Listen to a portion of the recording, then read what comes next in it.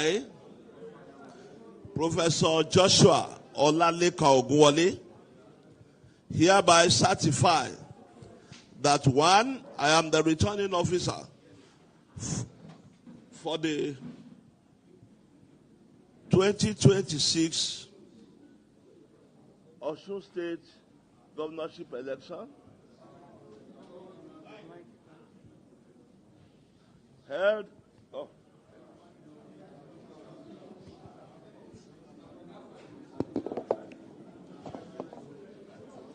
I, Professor Joshua Olaleka Ogunwole, hereby certify that I am the returning officer for the 2026 Osun State governorship election held on the 15th day of August, 2026. The election was contested. The candidates received the following votes. Adeleke Ademola Jackson Nuruddin, Party A, 511,067, 511,067. Olarewaju Fariloye, AA, 2,308, 2,308. Esa Olajide AAC, 1458, 1,458. Salam Najim Folashayo, ADC, 17180, 17,180. Adiagbo Okpawoye Yemisi, ADP, 2946, 2,946. Oyebamiji Bola, APC, 444,815, 444,815. Adeyemi Doro Adesina Olu Sanya, APGA, 1474, 1,400. Having satisfied the requirements of the law, is hereby declared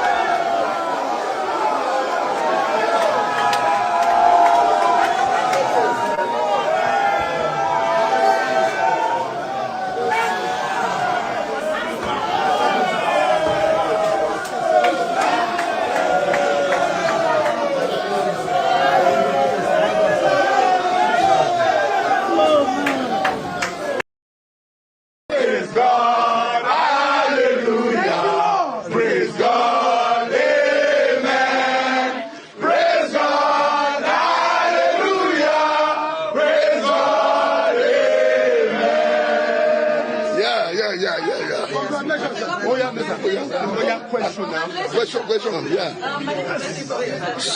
Please, everybody quiet. Everybody quiet, please. Come here. Okay, so how do you feel now? Hold on. I want my deputy here. Okay, sorry. Okay. Thank you. Mr. Your Excellency, how do you feel? Hey, please. You all be quiet. How do you feel? You know what? I feel great. First of all, I thank the God Almighty for what has happened today. It's a victory for democracy in Nigeria. Mr. Governor, what does this victory mean for the people of Osun State? That is what I'm saying. A victory for democracy. A victory for Osun people that stood by me, that say, Imole, you have done a lot for us. You have given us the dividend of democracy in terms of infrastructure, improving our education, agriculture, and so forth. So this is the Oshu people saying thank you, Mr. Governor. That's why they, in the next 4 years, how do you repay that thank you back? I will repay that thank you back to making sure that I have a vision. My vision is to make sure Oshu State move from civil servant state to industrial state, and make sure all cut across Oshu State, development is on. I love you, Oshu State. I love you, and I love you.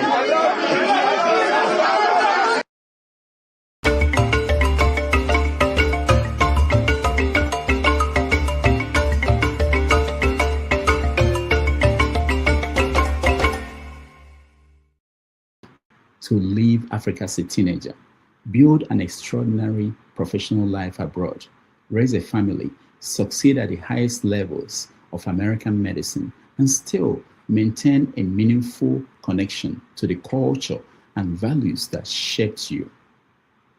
Today on 90 Minutes Africa, our guest is Dr. Fidelis Mkparu, a Nigerian-American cardiologist, medical researcher, professor, novelist, husband, father, community leader, whose life offers a fascinating window into the possibilities and contradictions of the African diaspora experience.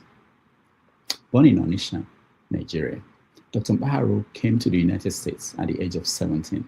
He earned his undergraduate degree with honors from SUNY Albany, pursued graduate research in biophysics at Wayne State University, and went on to medical school after receiving prestigious scholarships. His medical journey will have taken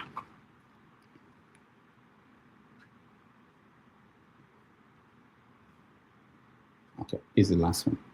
This one fell, so get it. What does it take to leave Africa as a teenager, build an extraordinary professional life abroad, raise a family, and succeed at the highest levels of American medicine, and still maintain a meaningful connection to the culture and values that shaped you? What does it take? Today on 90 Minutes Africa, our guest is Dr. Fidelis Mkparu, a Nigerian-American cardiologist, medical researcher, professor, novelist, husband, father, and community leader, whose life offers a fascinating window into the possibilities and contradictions of the African diaspora experience. Born in Onitsha, Nigeria, Dr. Mkparu came to the United States at the age of 17. He earned his undergraduate degree with honors from SUNY Albany, pursued graduate research in biophysics at Wayne State University, and went on to medical school after receiving prestigious scholarships.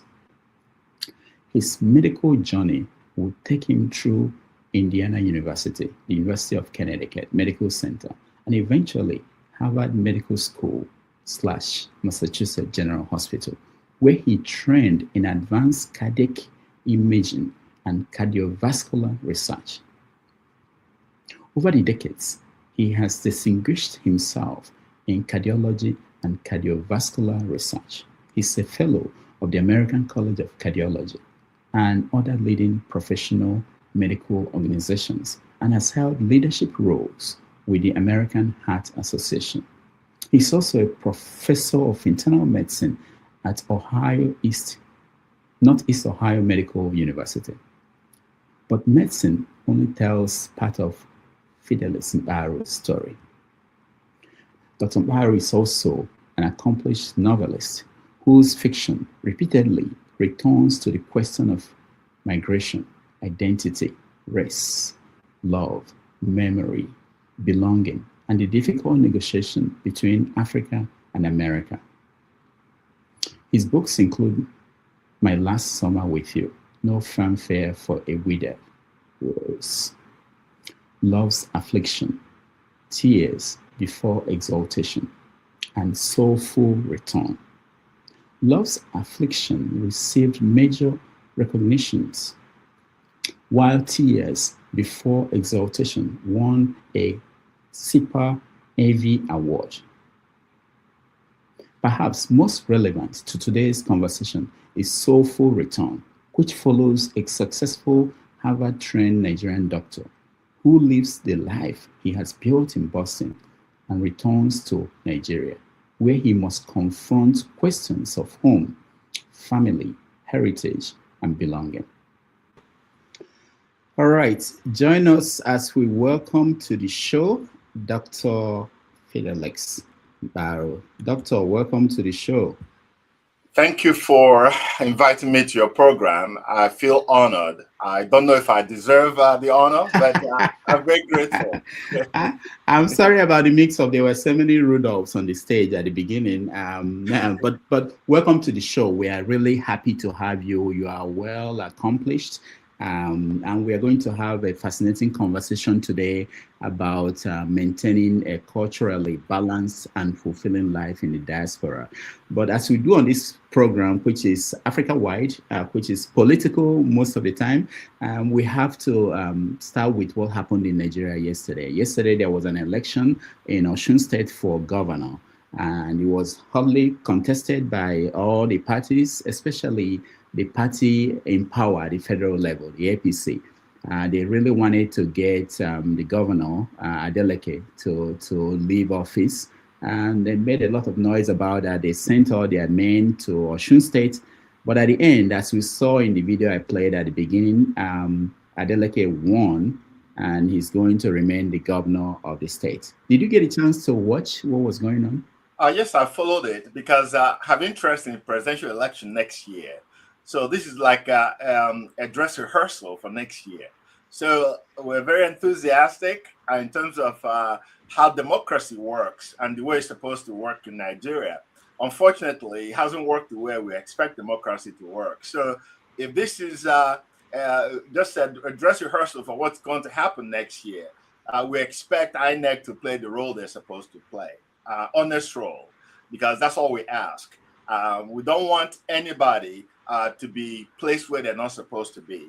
We want the people's vote to count. So whoever is voted in next year, we want that person to be the president of Nigeria. So I watched this program last night. I was excited. I was excited because I look at the tallies of all the voters. Eventually, INEC, there was no hanky-panky this time around, as they say. So, and the funny thing was, at 2:30, I watched a video at 2:30 a.m. Nigerian time, where the big wigs that went to Osun State to influence the election left town at 2:30 a.m. because I think they were shamed in terms of the result of the election. So what we want is for the politicians to let the voters decide the future of Nigeria and not let the politicians decide the fate of Nigeria. So let everybody's vote count. That is all I ask our federal government. Do you let me show you this. You were talking about people that came into the state, especially from the government in power, APC, leaving at midnight when they saw that their goal they've been defeated. But the question is, do you think that people are saying now that this was all part of the plan? To create the impression that that the president or the APC is a party that is democratic in nature, that they are not trying to impose their will. People mentioned that all the moves that they made was that impression, so that when the main election happens next year, nobody will complain. They will say, "Oh, you guys won here. We let you take the win. We didn't stop it." What do you think about that? Well, it's people deceiving themselves is their problem. What I have problem with is the politicians deceiving Nigerians. They can deceive themselves anywhere they want. However, I don't think Nigerian citizens will just sit around next year and say you can play whatever you want to play. You can play your games, it's okay. I don't really care what the ruling party is doing. All I want the ruling party to do is to leave the voters to vote freely and let the wishes of the citizens of Nigeria to be what will be declared on the date. So the ruling party can play the game. Maybe they went over there to say, okay, we're democratic and look at what happened. Why were they escaping at the middle of the night? If they really wanted, if this is the outcome they were hoping for, They could have waited till daylight and said, okay, yeah. So when they escaped in the middle of the night, that tells me that it didn't go their way. I feel differently about that. So yeah. I don't think it was they were just trying to use this as a preamble for next year when they play games. I think it didn't work in their favor. So you escape. No sane person that actually accept the outcome will try to just escape from the place. He would have said, okay, we believe in democracy, and democracy worked here. And we're very grateful that the citizens voted freely.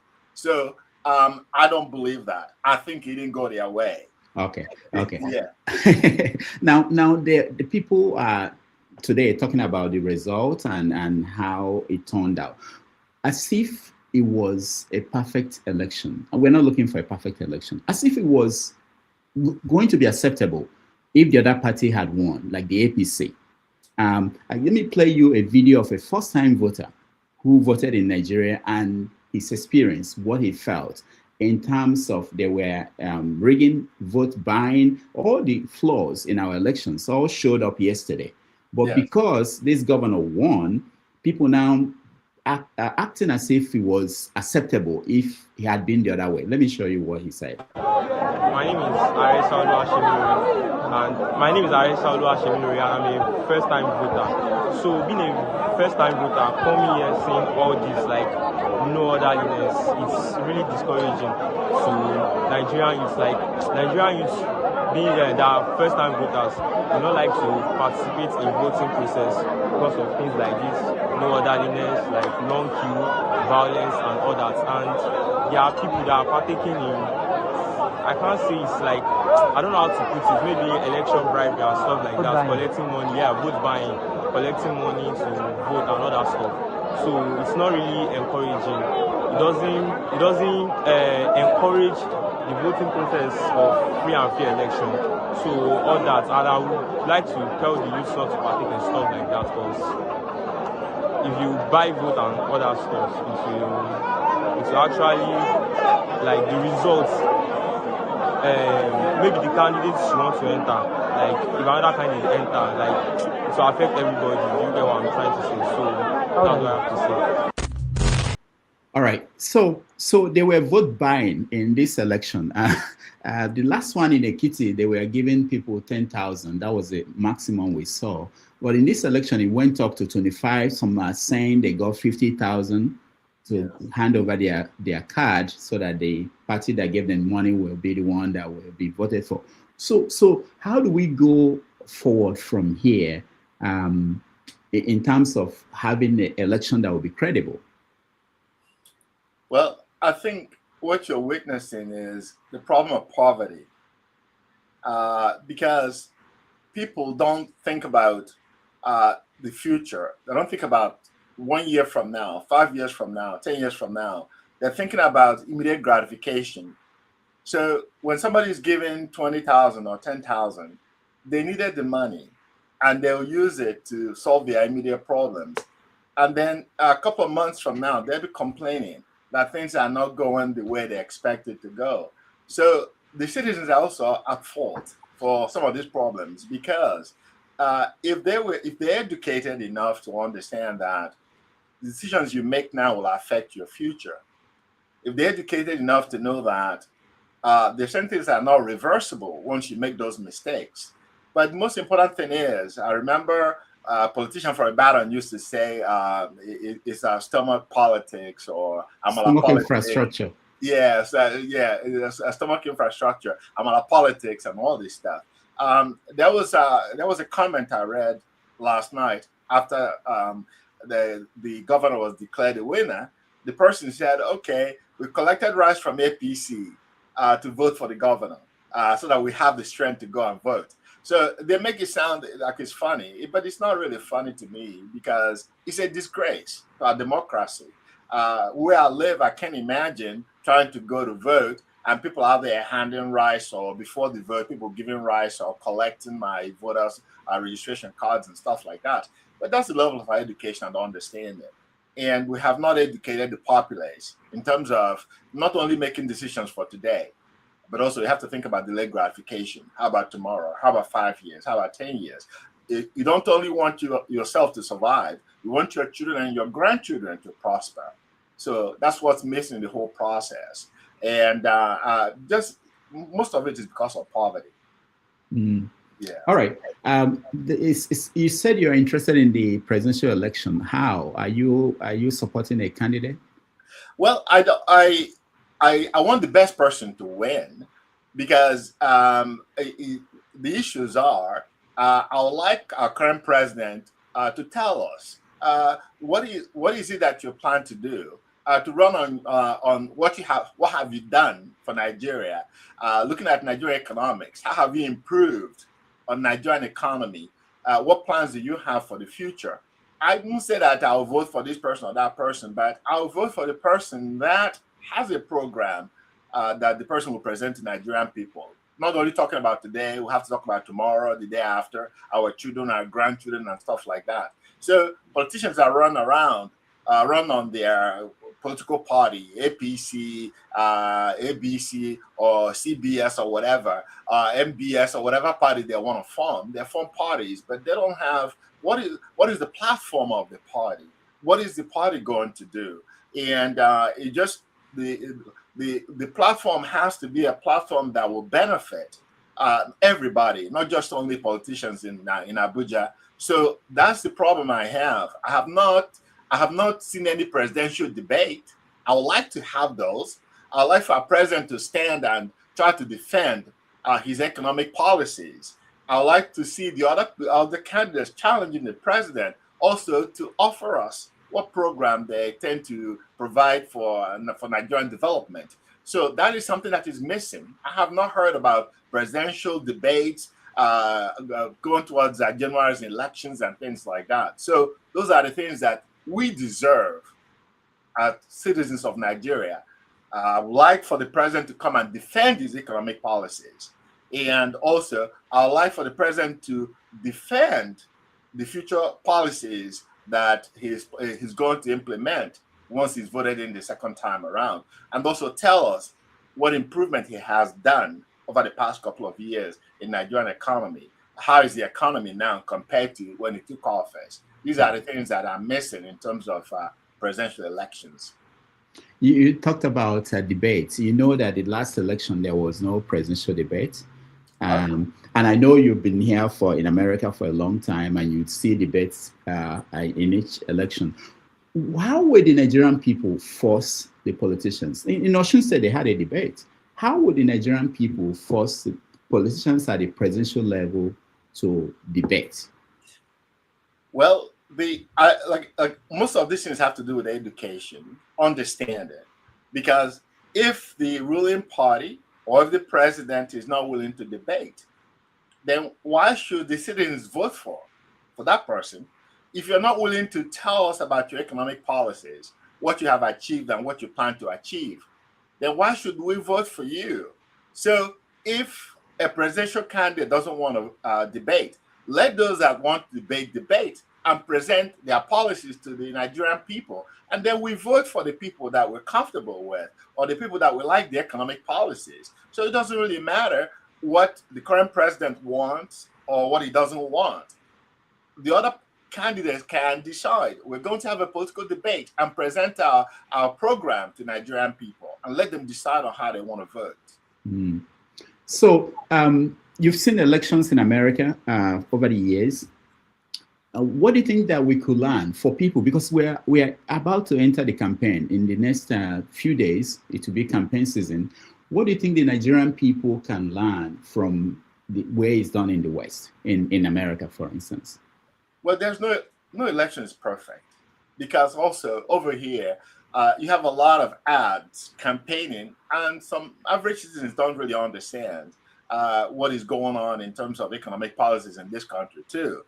So they're influenced by the advertisements, and whoever has more money sometimes may win the election because they advertise more. They try to castigate everything else the opposition is saying. So there is no perfect system. However, what I always tell people I know and people I deal with, when you go there, ask yourself, how is this person's policy going to affect me, not only today but tomorrow? How does it affect my children's future? How does it affect my grandchildren's future? So that's the way we look at it. I think that's one of the things. If you look at some of the states where looking at the level of education, you see that there are differences in terms of how people vote from state to state, depending on the level of education of the state. Some states are better educated, some states are not.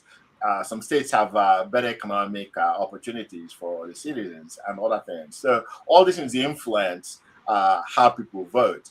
But the most important thing, I think, is don't only think about what people are telling you, but to think about what are you really seeing. If the sky is blue and somebody's telling you the sky is green, if you're not so sure, go outside and look up in the sky and make sure that the sky is blue before you accept what somebody's telling you. So that's what I tell people, and they laugh when I say that. I say somebody's looking at you, boldly lying to you, telling you that the sky is green.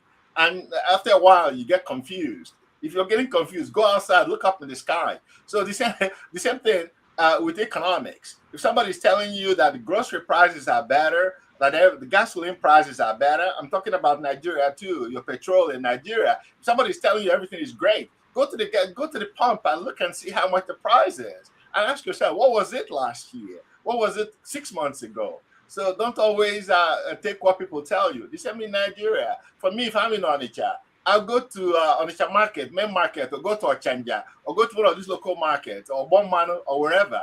And somebody telling me if I want to buy, if I want to buy cassava, or if I want to buy gari, or if I want to buy whatever I want to buy, I want to see what the price is. And I ask the person, how come the price is higher today compared to yesterday? And let them tell me what's going on. Most of the time, they'll tell you the fuel prices are higher than it was a week ago, or a month ago, a year ago, because now they have to pay for transportations and things like that. So that's applicable all over the world in terms of how the economics are unfolding. So Nigerians should ask themselves questions. And how were you better off a year before, 2 years before, 3 years before, compared to now? And if this person has raised the cost of living by 200%, and they're telling you, trying to sell you something, what makes you think that you'll be better off next year? And then why vote for that person? So we have to make sacrifices. The politicians are not willing to make sacrifices. I've not heard any Nigerian politicians say we're going to cut our salary, cut it down so that we can distribute the money to get to other people. They have not. Actually, in some facets of the government in Nigeria, some people's salaries were raised, not lowered. But the average person is still living on the same salary they had last year, or even less now, because the cost of living is higher and they have nothing. So these are the questions we have to ask ourselves. Are we better off? If you're not better off, why vote for the same party? Thank you so much. We have a lot to cover on today. We are going to talk about medicine. We are going to talk about literature. We're going to talk about life in the diaspora. So we are going to leave politics for politicians. Unless, oh, by the way, let me ask you, have they approached you for any political position? Are you thinking about that when you retire? I've never been a politician. I will never be a politician. I don't know how I can look at myself in the mirror if I lie to people all the time. And I haven't seen a lot of politicians telling the truth. So I don't know what I'll tell my grandkids. After I look at people and lie all the time, then I go and tell my grandkids, you have to do the right thing, or tell my children, you have to do the right thing. I have no interest in politics. It's not part of me. I'm a scientist. If I lie in my research and lie in taking care of my patients, they may not survive it. So that is not part of my process. I cannot switch from one to the other. 1 + 1 to me is always 2, and not minus 0 or not minus. Well, are you saying there are no politicians that you admire that and they've been medical doctors that ended up becoming politicians? You know, like Akanibiam, I think he was a medical doctor who became. So there've been many medical doctors who became politicians. But do you admire any politician? You are talking as if they're all bad.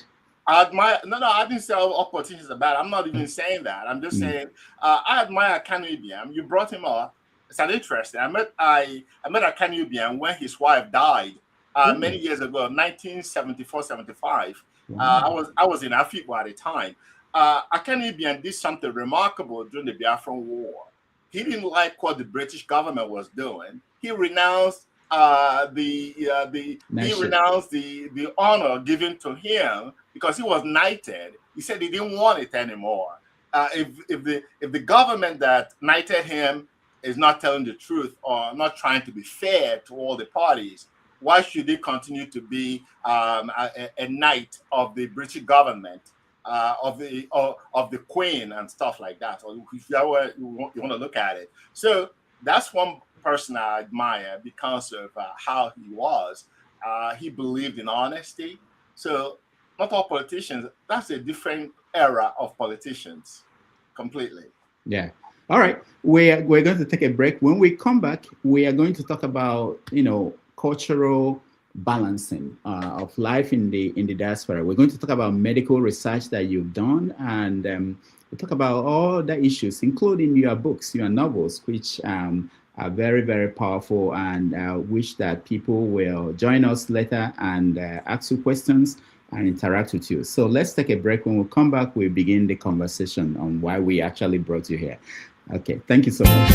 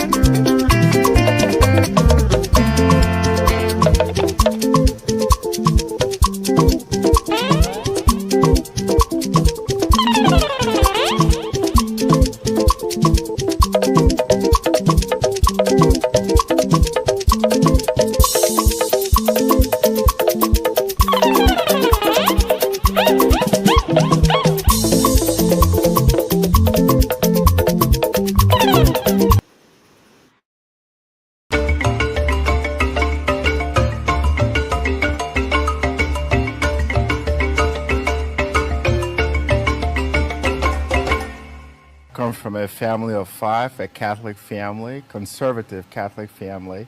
I came to the U.S. in 1977 to go to undergraduate school in the Carolinas. And from there, I went to Michigan, from Michigan to Tennessee, Tennessee to Indiana, Indiana to Connecticut, Connecticut to Boston. So from Boston, I came to Ohio. Wow, a lot of states you covered. Yeah, I've been around.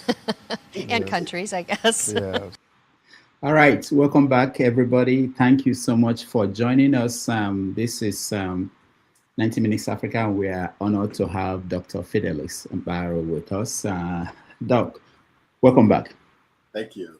Okay, so you've been here for a while. Yeah, I've been around. Yeah, more than 40 years. 49 exactly. Going to 49 50. years. Yeah, going to 50. You left Nigeria when you were 17. Yes. What has changed in you? What has changed about me? Yeah. Nothing. I am still the same person. People don't realize who you are is who you are. People rarely change. I am the same person my parents raised, and I blame them. I blame them for all the good things I've done. Then I blame myself for all the bad things I've done. So that's not really a blame, because the reason why I use the word blame is I was saying I congratulate them, because what you think is positive in you may not be looked at as positive by other people, because I have a lot of hang-ups. I have my ways of doing things and stuff like that. Sometimes I feel like I'm very regimented. Everything has to be perfect, and there's no perfection in life. Those are people may think about it, those are positive points, but sometimes I take it too far. So I blame my parents for that.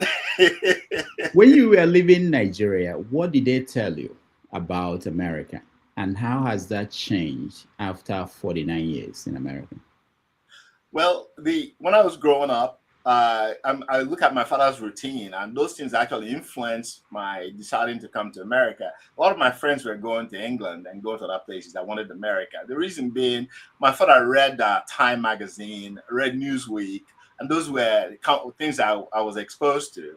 Apart from Daily Times and Sunday Times, my father read. That was at the time, Daily Times was at peak of Nigerian journalism and all that kind of stuff. So my orientation, my exposure was mostly everyday American kind of politics and life and all that stuff. I was a little bit excited about that whole thing, because my father would read Time magazine and drop them, and then I took them and read them, look at all this stuff. So what has changed, or what did my parents tell me, as you said? When I was leaving, my mom did most of the talking, not my father. My mom told me all the things that I should avoid doing, bringing the wrong woman home, and that was what she emphasized, bringing the wrong woman. Hold on, who is the wrong woman? I just don't know. I'd rather leave that one alone. Not that I want to answer it. I don't want to answer it, but well, she had her own ideas in terms of, I think to them, American women were a little bit more liberated, more, they weren't conservative the way, because like I said, I told someone my parents were very conservative Catholics and stuff like that. So that was in days where when a woman wore pants, it was a big deal. You have to wear a dress and you have to dress appropriately.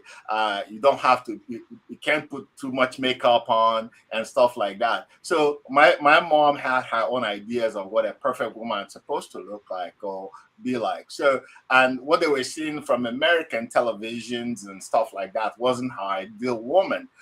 Whether she was right or wrong, that's their generation. I don't blame her, because that was their generation, the way they reasoned and things like that.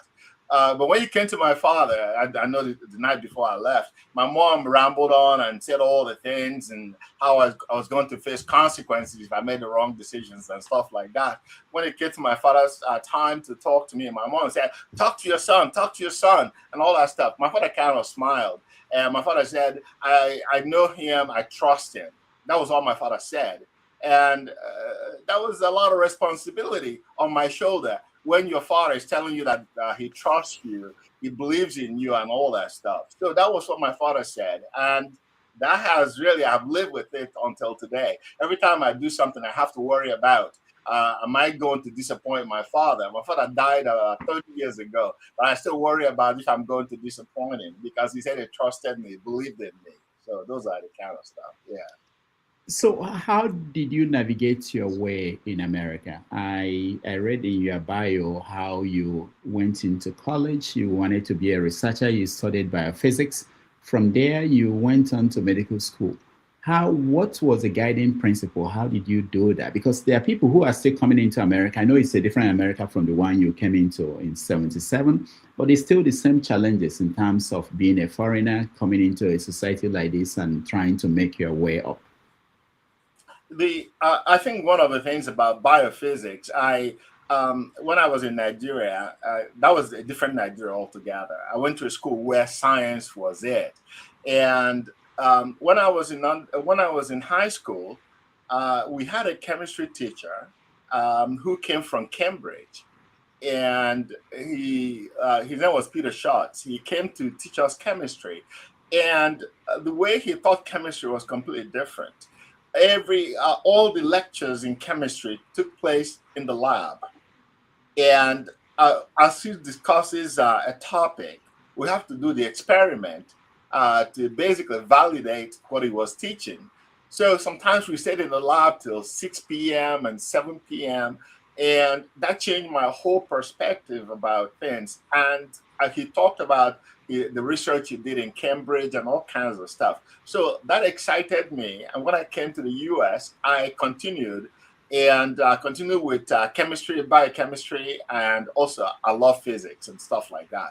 So my ideas and stuff like that. And I met one of my schoolmates has sickle cell anemia, and that kind of excited me. At that time, I haven't decided what I was going to become.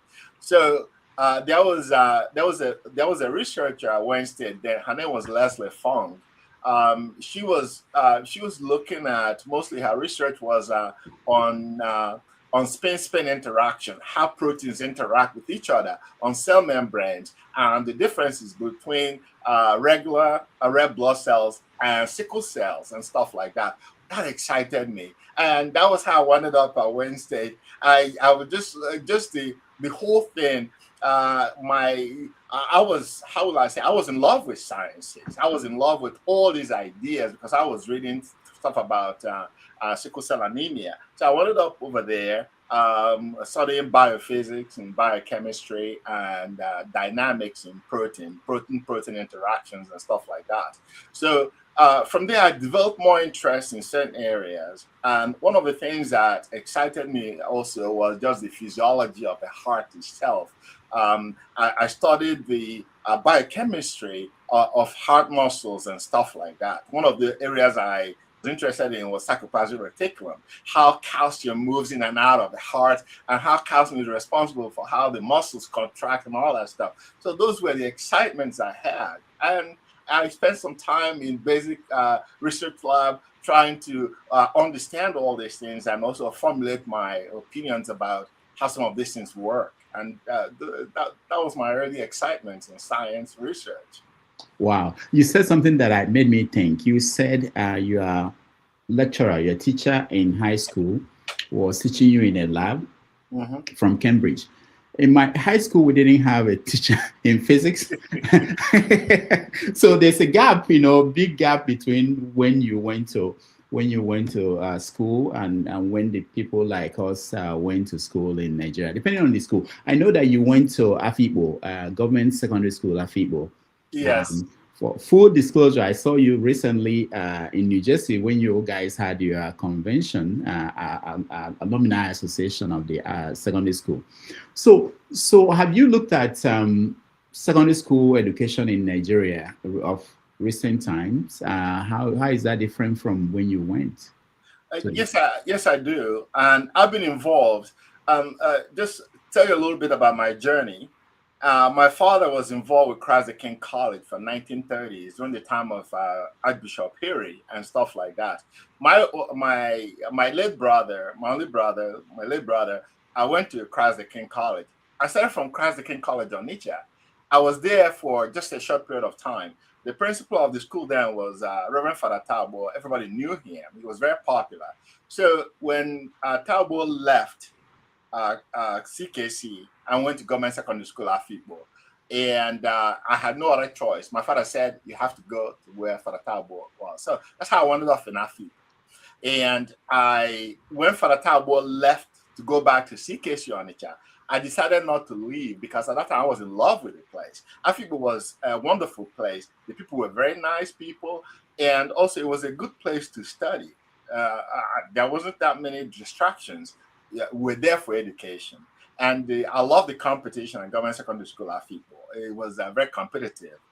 A few years ago, there was, after we left, decades after we left, the school fell into disrepair. Some of the buildings they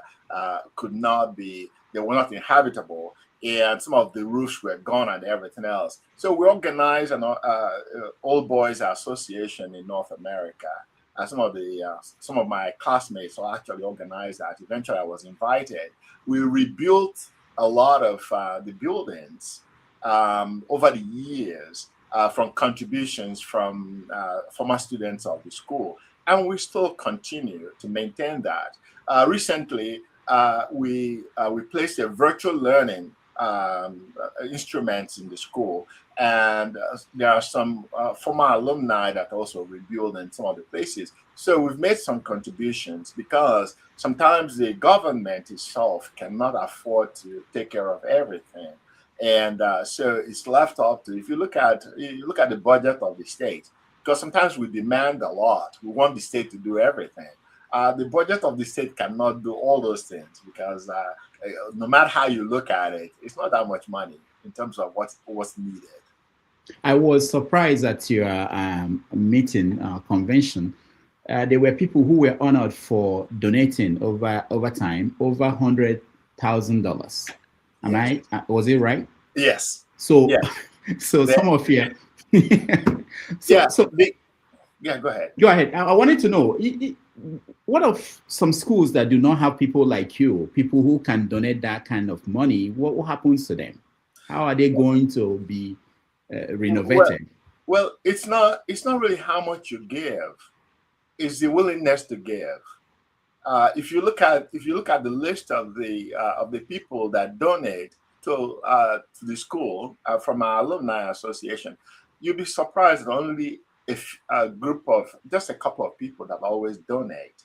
Some people don't. Some people don't want to. The people that are giving this money are not the richest. If you look at the list of alumni, but some of them are willing to give. So I'll tell everybody, don't, because somebody gave more than $100,000 doesn't mean that you can't give $5 or $10. The most important thing is the willingness to give. I feel that the school made me who I am today, apart from my parents, because it provided what I needed and what all of us needed at that time. The discipline was there, the education was there, and the nurturing was there. So all those things propelled us to where we are. And to whom that is given, you expect them to give something in return. I give to my undergraduate school here. I give to medical school here. I even give to the places I did my residency training and fellowship training. So why shouldn't I give to my own place, my beginning, where all of it started? Yeah. All right. So the story continues. You left and you were doing biophysics. How did you move into medicine? What happened? Yeah, that has always been the goal. That has always been my goal. I was interested because when I left Nigeria, it's funny. I look at the things. I did technical drawing, I did physics, I did chemistry, I did biology, I did math, additional maths, and statistics in my high school in Nigeria. So I was a bit confused. I didn't know if I wanted to be an engineer and stuff like that. So one day my father sat me down. We had this long conversation, and at the end of it, he just said, "It's all, you can't do everything. You have to focus on what you think will make you the happiest, because what you do." So that's how I decided medicine. I wanted the interaction with people. And also I had a cousin that died right after the war, and then we didn't know what killed him because he was in Biafra. He was in Biafran army and was wounded. I think it was sepsis that killed him. In 1970, there were no good hospitals in the Onitsha area. He died. And that actually lived with me and still lives with me.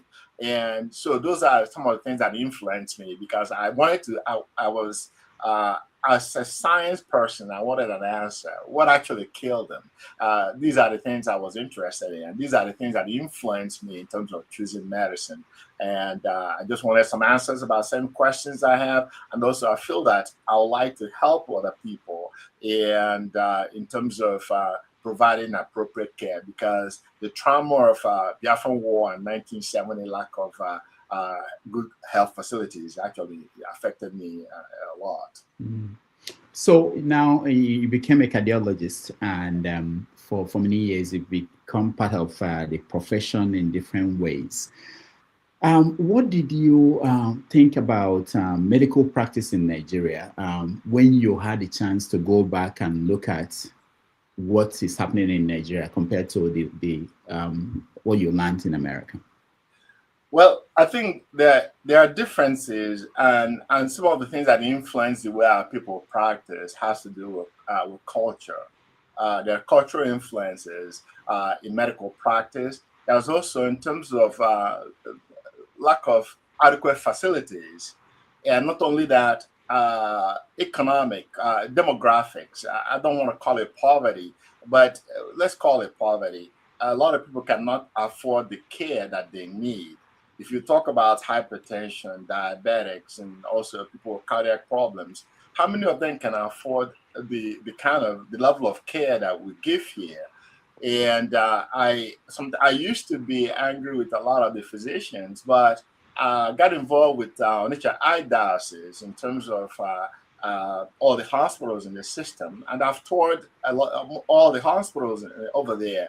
And going over there, sometimes I could see some of the deficiencies, not because of the making of the people that are providing the care, because sometimes the resources are not there, the finances are not there to have all the things a physician needs. If you look at diabetes, if you look at the medications, or some of the medications we use over here, a lot of Africans can't afford it. Even Americans can't afford some of the medications. The insurance companies will decline approving for it because of the cost and stuff like that. So to expect some of the Nigerian physicians to prescribe some of those medications for the patients at home, they can't do that. They can't afford it.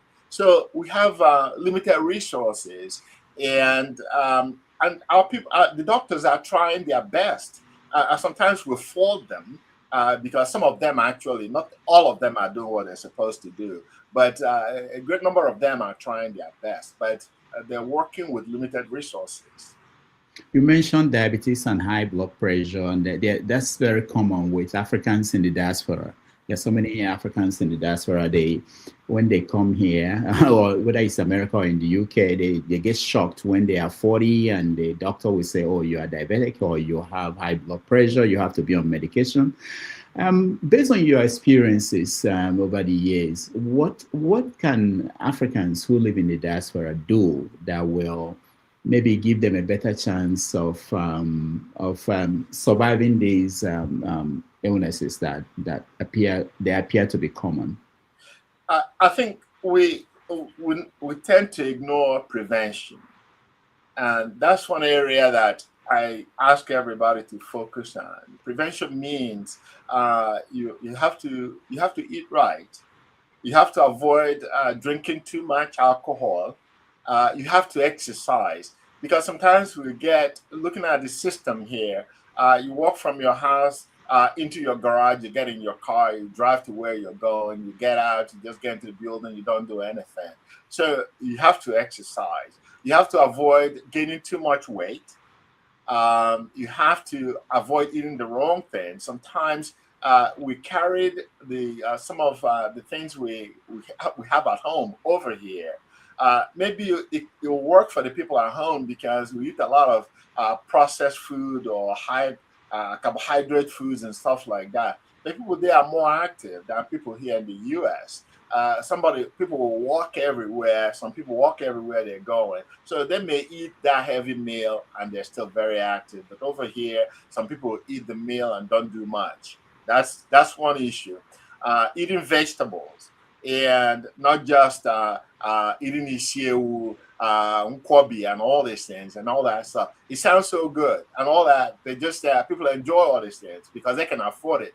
But you have to ask yourself, eating in moderation, eating the right thing, exercising, avoiding heavy drinking, and don't walk around looking like you're pregnant. If you look at yourself, are you talking to me or something? I'm not talking to you. If you look at yourself, I do this every day. Everybody has, sometimes you travel, you don't eat the way you like to eat and stuff like that. You come home, you get on your scale, and then you tell yourself, okay, I'm going to cut back a little. I won't eat what I usually eat. I'm going to scale back a little, bring my weight down. If I do like 5 miles every day, I'll say, okay, I'm going to add a couple of, maybe one more mile to what I'm doing to help myself until I bring my weight back to where I want it to be. It's not easy. You just have to tell yourself. You have to always evaluate yourself. Don't let somebody tell you that you need to lose weight. Look in the mirror.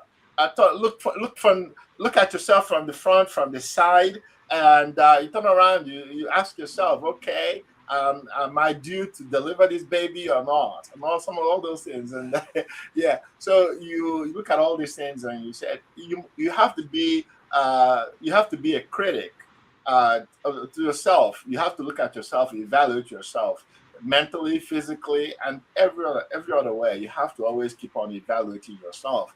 But the most important thing is just buy the right kind of food. Avoid fried food. Avoid overeating, avoid over drinking, everything in moderation, and then exercise. Now, there's something that concerns me. Recently, I've been seeing pictures and videos of people in Nigeria, even people I know who have kidney failures. It's very common now. It wasn't like that when I was growing up. What is responsible for that? Even young people, not just old adults, young people, even some 18, 16, they have kidney issues. Why? In Nigeria? In Nigeria, very common. Yeah, looking at, I was in one of the hospitals in Nigeria recently. I went into the dialysis unit and I saw all young men, just in their 30s and stuff like that, lying in bed and going through dialysis.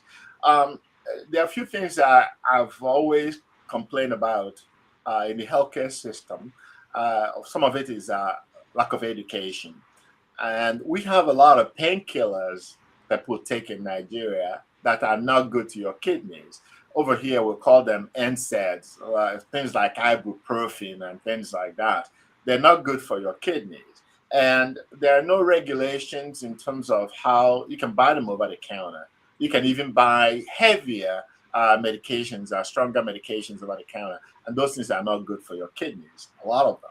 And that's one thing. The other thing, too, is some people have high blood pressure at home. And one of which is high blood pressure and diabetes are the most common cause of kidney problems in Nigeria. So some people that have high blood pressure in Nigeria, some of the medications that are prescribed for them Some of them have what we call water pills. We call them diuretics. And those things affect the kidneys. And also people out there in the sun, and they get dehydrated, and all those things affect your kidneys too. Mm. Now, I wanted to find out from you, this is something that of interest to me, traditional medicine practice in Nigeria. Was it dismissed in medical practice in Nigeria? Because I don't hear a lot of that. I think the religion, the way Christianity came into the South, they jumped everything that we used to do with even the medical practice, which is the traditional medicine. Is it that there's nothing we can utilize from what our foreparents were doing? Like how they were treating type 1, type 2 diabetes? What were they doing? Why is it that we essentially moved away? We all seem to be going towards Western medicine. One of the problems we have is that most of the things we have is oral history. We don't have anything written down in terms of how the generations, how our parents and grandparents and everything did their thing. My great-grandfather was an herbalist. That was one of the things he did. And these are people that knew the herbs, all the special plants, medicinal plants, and all that stuff. We had those things, but somehow it wasn't passed down. Nothing was written down and things like that.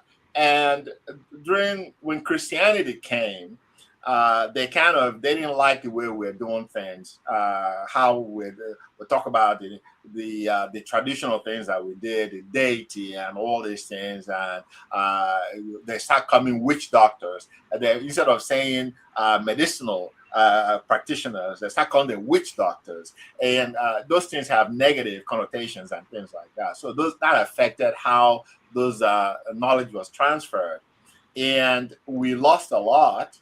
And but some of it were valid, some of it because I believe that some of those plants, some of those herbs have medicinal values. Because if you look at what Americans or other Western countries did, like going to Brazil and all that Amazon area, searching for plants with some medicinal values and stuff like that, we had those things in Africa, and we did not preserve them. And most of those plants are gone. Is it late? You say most of the plants are gone? Well, we have to start from, I'm using my area where when somebody wants to build a house, a big mansion, they will kill everything around. And then we build this mansion and we have concrete everywhere. No plants, nothing, no trees, nothing. That's what I mean, that most of these things are gone. And they want more land to build these spacious mansions and everything. And we don't have really much, we don't have much lands in my area. So I'm sure that there are still parts of Nigeria where some of those things may be preserved, but in my area, it's really difficult to find big forests and things like that where some of those herbs are preserved. So you're an accomplished person. How do you balance the life in the diaspora? I know you go home frequently. How do you see home? Where is home for you at this point? I have to borrow a term from one of my friends. He said that he's a global citizen.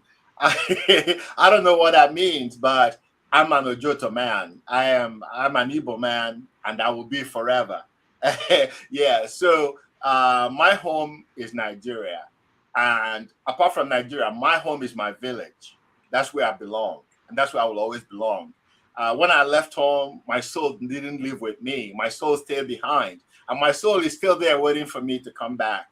And every time I go back, my soul will be looking at me, jeering at me, laughing at me. Even though from time to time, my soul will whisper to me. People listening to this will say, this guy is crazy. No, I'm thinking like this doctor.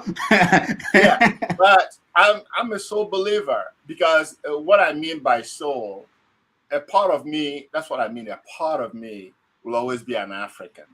A part of me will always be a Nigerian. A part of me will always be an Igbo man.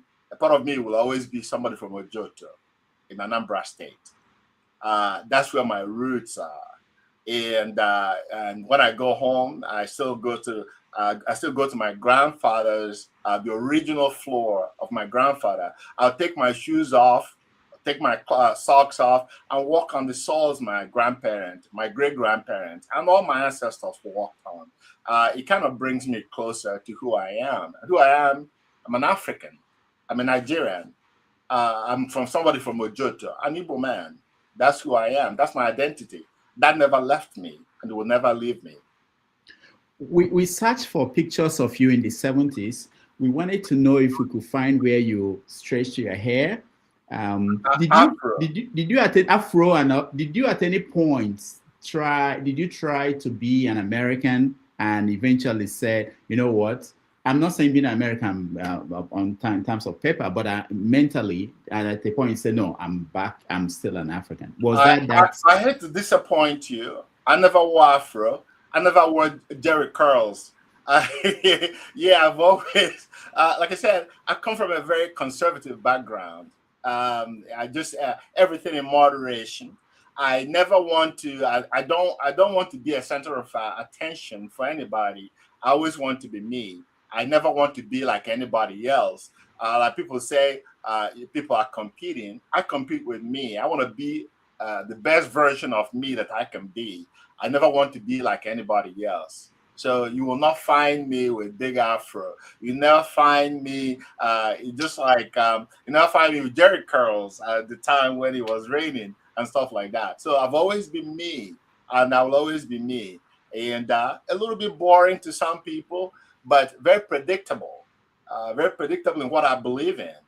I don't want to be anybody else. How do you define a fulfilling life?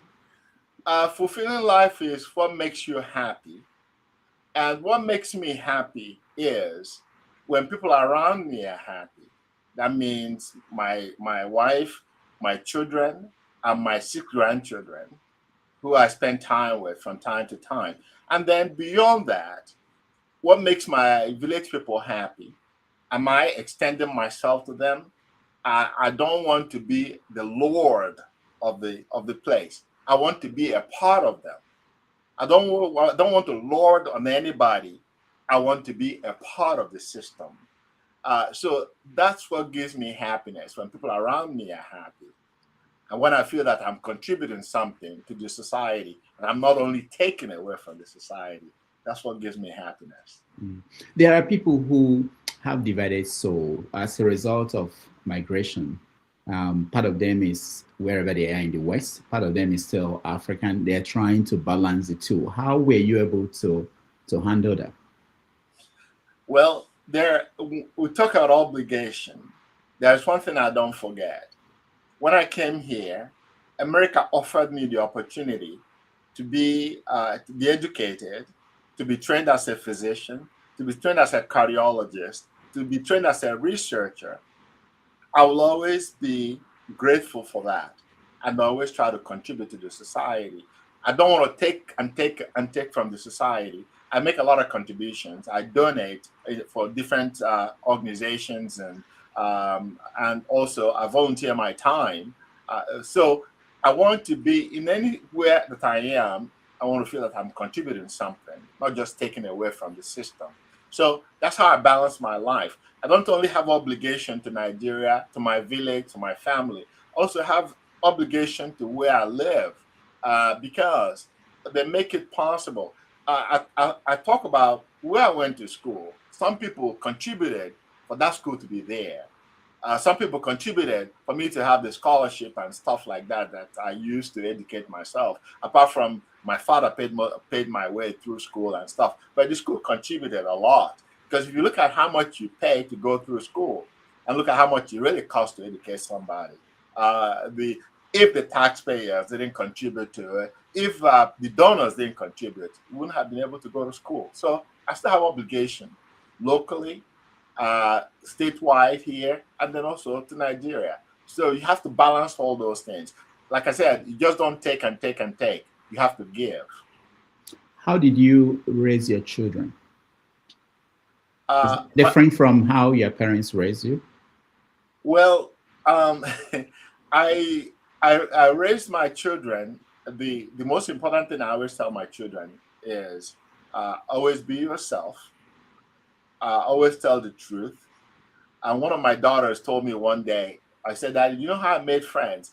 I always ask if my parents were proud of this person, if the person will approve of, yeah, some of those things." My kids believe they're Africans, even though they were all born here, but they believe that they're Africans, and they still believe they're Africans, and they believe that they're Nigerians. Not only that, they believe that my daughters believe they're Igbo women, and my son believes that he's an Igbo man. And my son was initiated in the masquerade. And he has that. Not only was my son initiated in the masquerade, he had also title. I made sure that he did all that. So he believed, why also title? Because I believe in also title, because also title says that as an also man, you have to tell the truth. And you should never lie. And everything that you do, you have to purify yourself first before you do that. And then all my kids, my two daughters are married, and they have their traditional wedding, not only in Nigeria, but in my village, not only in my village, in my father's compound. So I told them, if you said you want traditional wedding, it has to happen where it's supposed to be. Wait, the people they married, were they Nigerians? Yeah. Okay. Okay, I thought they're the same kind of people. They found themselves here, even though they still believe they're Igbo people, and that it's just by chance of luck, and also, everything has to do with the exposure, what people believe in. So they had your son had a other title. Yes. And how is he? Can he pronounce the title name? He has to say everything in Igbo. He can't just become an awesome man without everything he said. He had to do that because part of being an awesome title man is, like I said, you have to tell the truth, and you always have to tell the truth. And so he has to understand all the incantations and all that stuff that our ancestors said for you to become one. And he said, from here on, everything that comes out of my mouth is going to be true. That's just the way it is.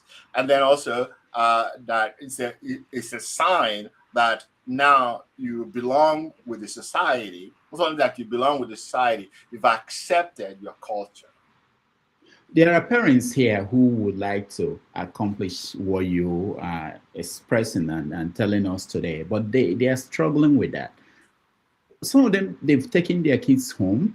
So I know some that take their kids home every year. But at a certain age, once they get to 18 or they're in college, they don't want to go home anymore. What went wrong there? I wouldn't say that something went wrong. When my parents were alive, I used to take my kids home, and so I continued. And I just my priorities were different. I never wanted to be the Odogu of Odogu land or whatever. My priorities are making sure that my kids appreciate where they came from, in terms of, because where they came from is where I came from, and I'm part of them, and I will always be a part of them. For them to appreciate the culture, so everything has to do with priority. Are you driving the most recent fancy car, the most expensive car, and stuff like that? So I devoted most of my time to their upbringing and also exposure. Those were most important things to me.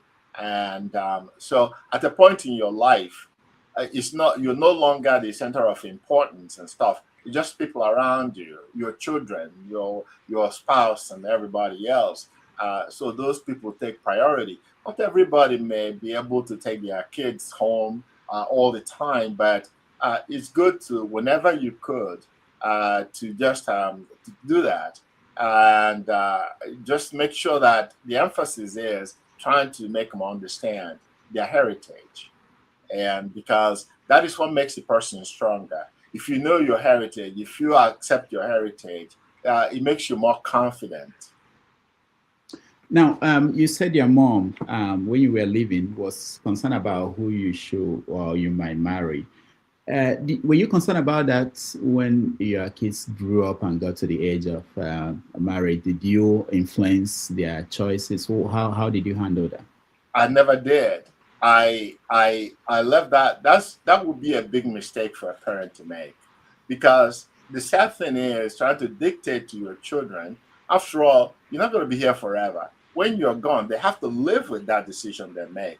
If that's your decision and they have to live with your decision and they don't like that decision, that's really terrible. I don't think it's a good thing for a parent to try to influence what choices their children make in terms of their spouses and stuff, because you're not going to live with them. They have to live with the person. So I did not. Sometimes I feel that my children are more Igbo people than I am, because my kids are into all this stuff. They did all the Igbo dances and everything. And my son, here in America or at home? Here in America, and also when they're home, they did that. And if my son dances a journal here for you, you will not even believe that he has ever crossed the Atlantic Ocean. Do they speak Igbo? Of course they do. Wow, this is amazing. So, and you said that even though you are Catholic, and also you took the title. Do you see any conflict between these societies and Christianity? In terms of other title? Yeah. Yeah, I don't see any. There's a parallel between other title and Christianity, because if you look at looking at our culture, which I embrace our culture totally. If you look at our culture, for example, if you look at also title, we're talking about purification. Purification, somebody with all title is the white chalk we give. We call it the nzu in Igbo language, and that stands for purification. You go to someone's house, before they offer you kola nuts or anything, they'll go to give you nzu to place on the ground, and that helps in terms of purification and all that stuff. If you go to like Catholics, they have holy water and all that stuff they spray in the churches for purification. So there are similarities between that. And so there are things about our culture that we should embrace and not discard. All right, we are going to take another break. When we come back, we talk about your books, and then we invite people to join us and be part of this conversation. Again, thank you so much for watching, everybody who is watching us, and we'll take a break quickly. Thank you.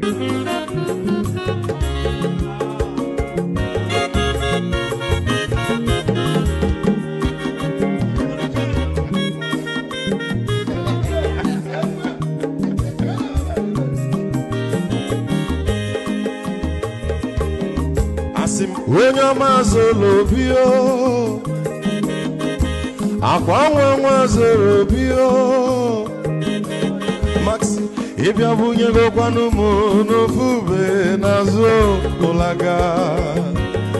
ụlaga n'ịbịa zigo, mmanwụ ụlaga do n'ịbịa zigo, akwa nwa ilochi o, biko rapụ zoro ka ọ nabazi ya.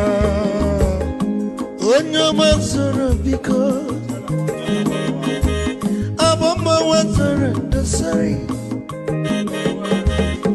ịbịa wunye n'igwana m ụlagado n'ịbịa zigo, mma ụlagado n'ịbịa zigo, abọmma wilochilo, biko rapụ zoro ọ na-abazi ya. Mazi wekọwa odogwu n'okpere Chineke, onye ọma n'ịgadele m, mazi n'ịgazi ibugo with melody.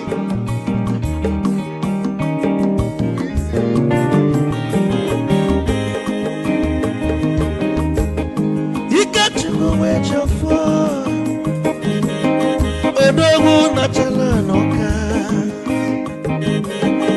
ezi nwanne m n'ịgadele m, ụlagado n'ịbịa zigo,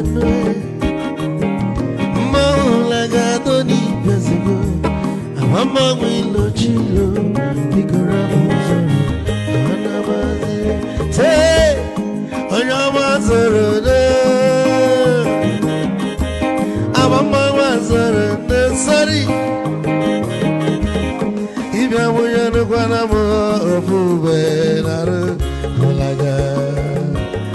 Mulaga doni biasugo nasaboy Mulaga doni biasugo Awama wilo chilo Bikora puzoro Anabazi Ayes Odogo kenenu bikechofo Ama kwa mnika kugogia Waligwe kwelo Get your mobile back. Hey, you want?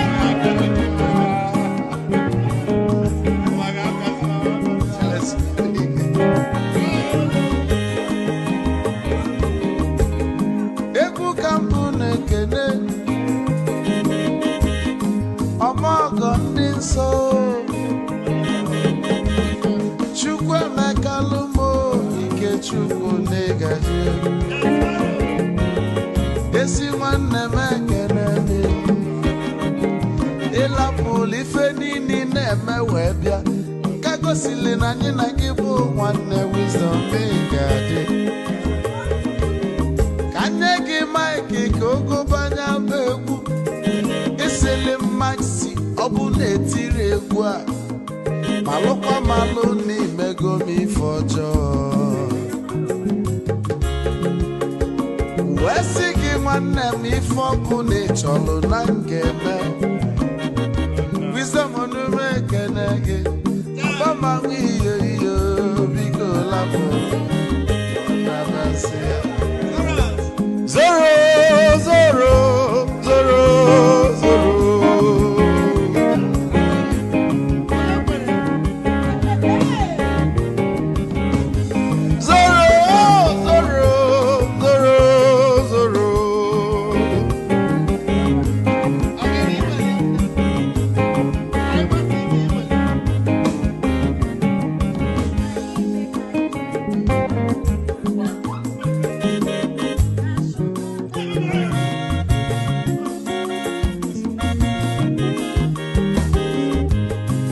Duru joy na bugwa osa Sokoto ujembe mwilo anu solo nwe manofia nara onye nwuro zurike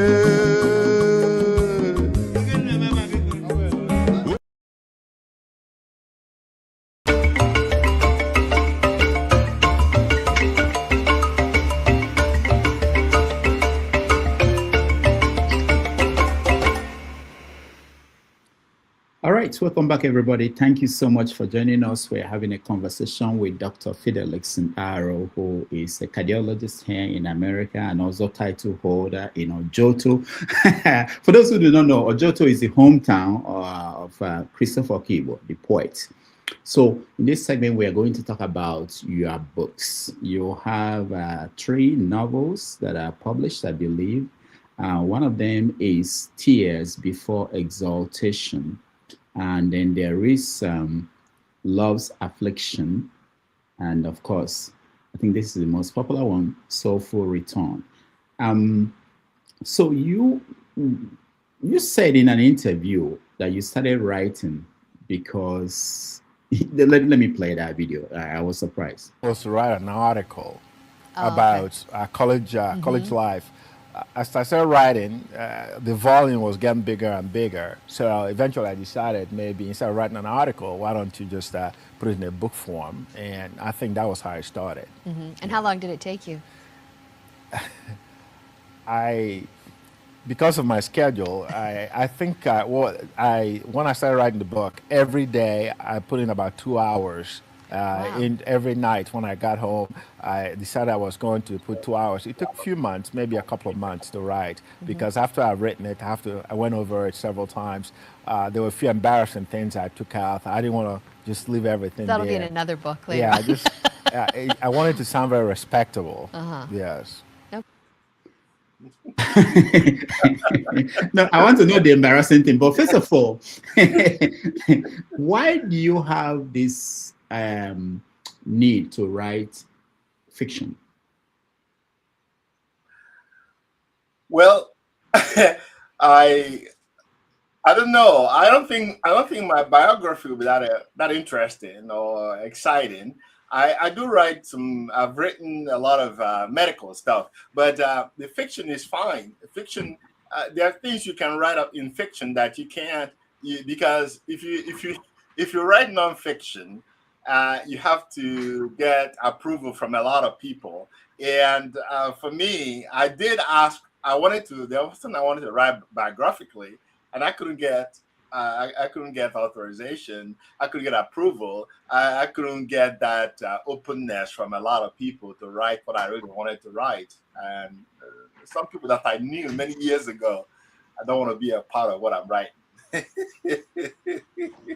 So, the one that most people associate mostly with a biographical line is Soulful Return, about a Nigerian-American trained doctor who returned home. Had an emergency and had to go home. How much of your story is extension of your own biography? How much of your fiction is extension of your own biography? Well, I kind of write realistic fiction, and it depends on how you define a realistic fiction. It's part of it is from experiences I've had, experiences other people have had. I try to bring them together where people can relate to it.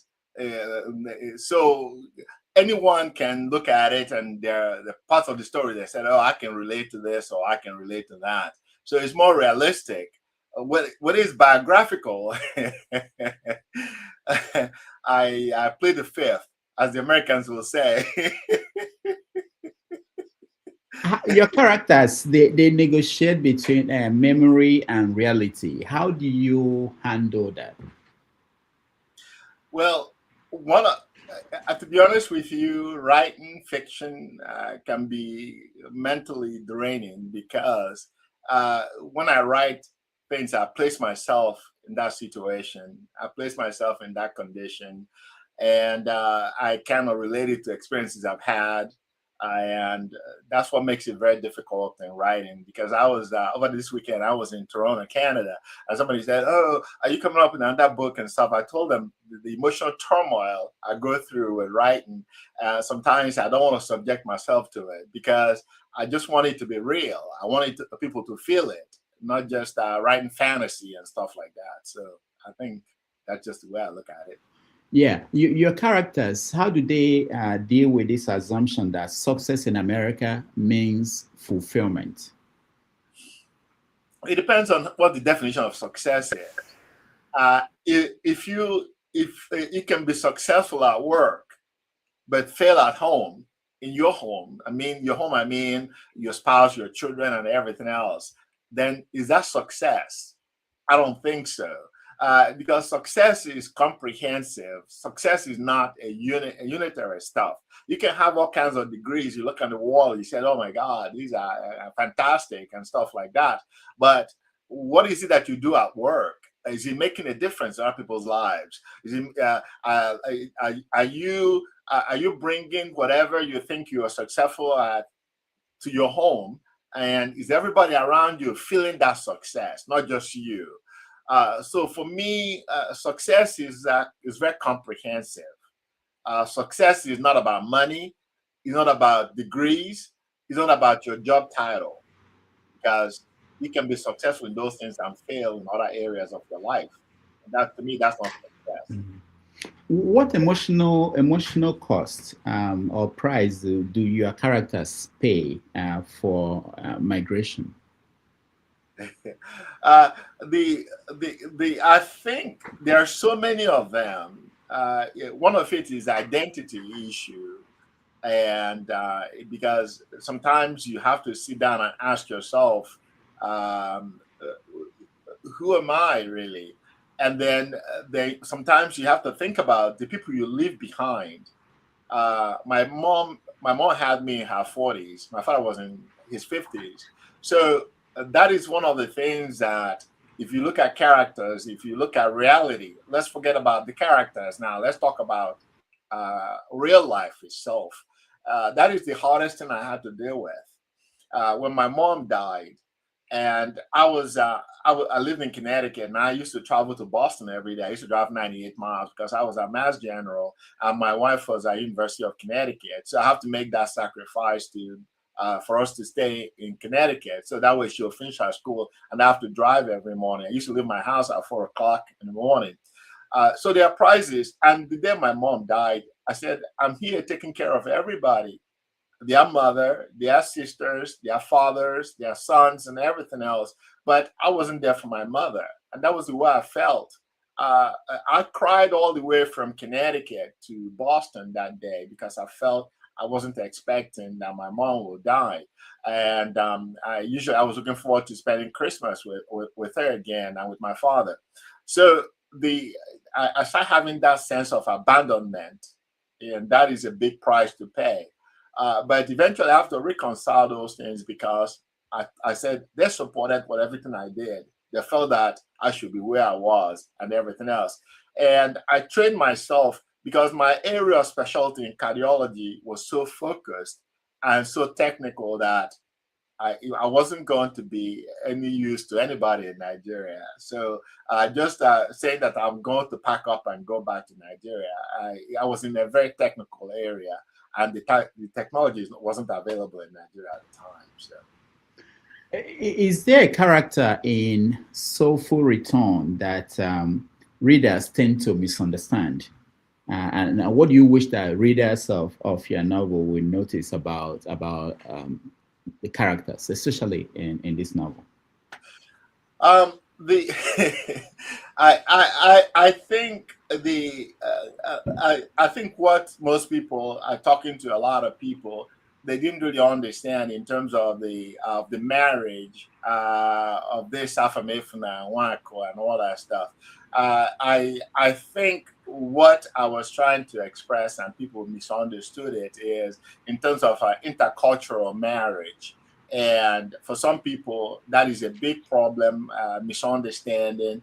And when you pack up and you want to go back to Africa and you expect somebody to pack up and go with you and leave everything that they know, even though that we did the same, we did the same thing when we left our home.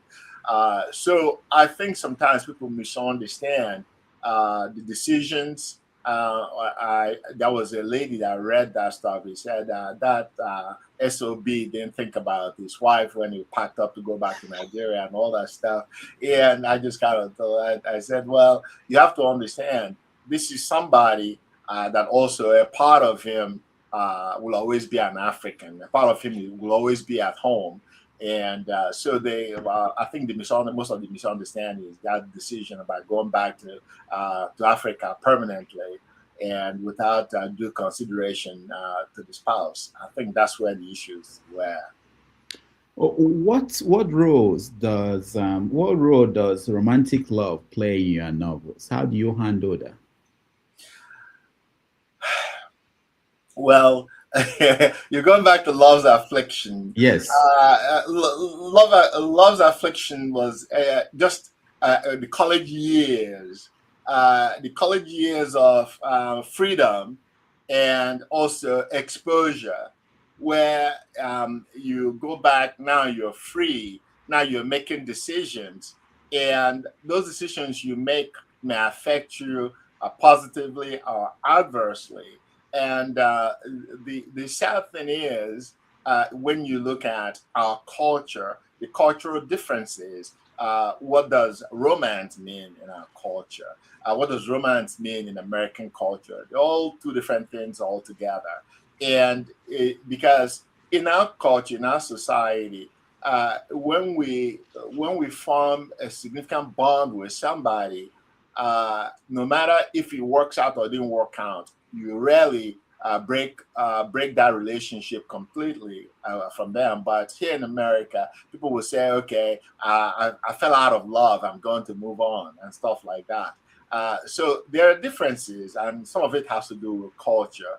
And for for the main character who is Joseph in this situation, he finds himself not only in a new society, he finds himself where he was involved in intercultural, interracial relationship.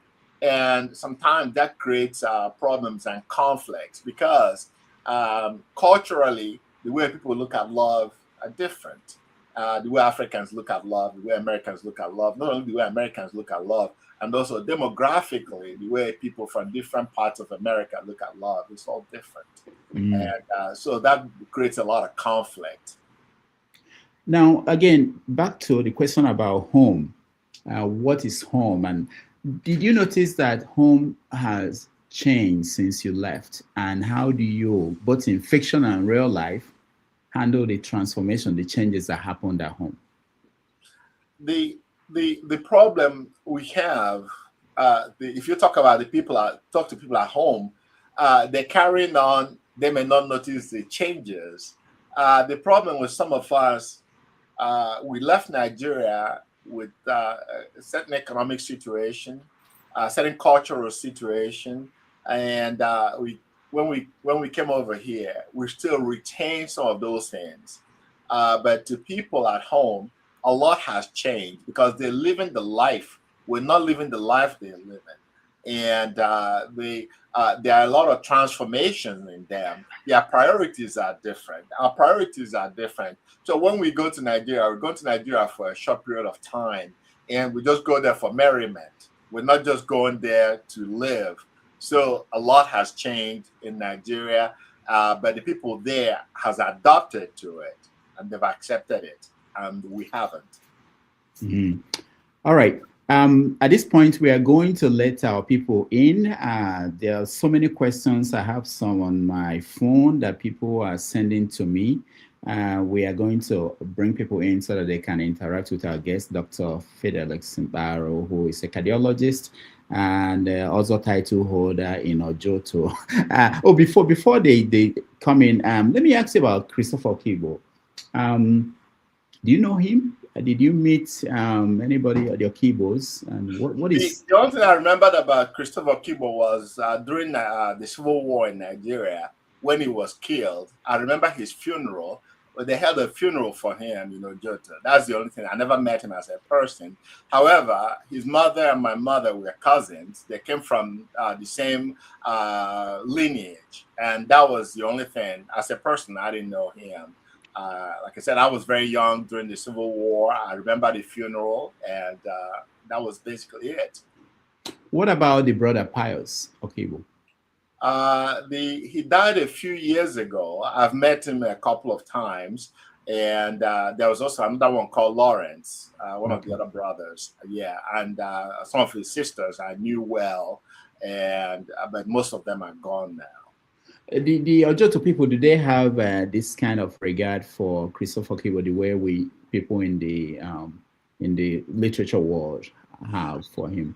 Actually, I think because of Christopher died young, most people knew more about Pius. There is a statue of Pius along the road. Yeah, that was the one that people knew better because, like I said, Christopher died very young. And some village people may not appreciate literature as much as somebody who went to high school or went to university and all that stuff. But they remember Pius. He was an economic advisor during the Civil War. After the war, he was also involved and in so many things. And also, when Idemili was divided into two, Idemili North and South, he was went there. He was also one of the people that fought to bring the local government to Ojoto. So my people remember those kind of things more than anything else. I didn't want to go there. You went there now because Nobi used to be the capital of the Obiaja local government. But Pius made sure that when Idemili South was created, that Ojoto became the capital. We haven't forgotten. Well, I'll reserve my comment in those areas.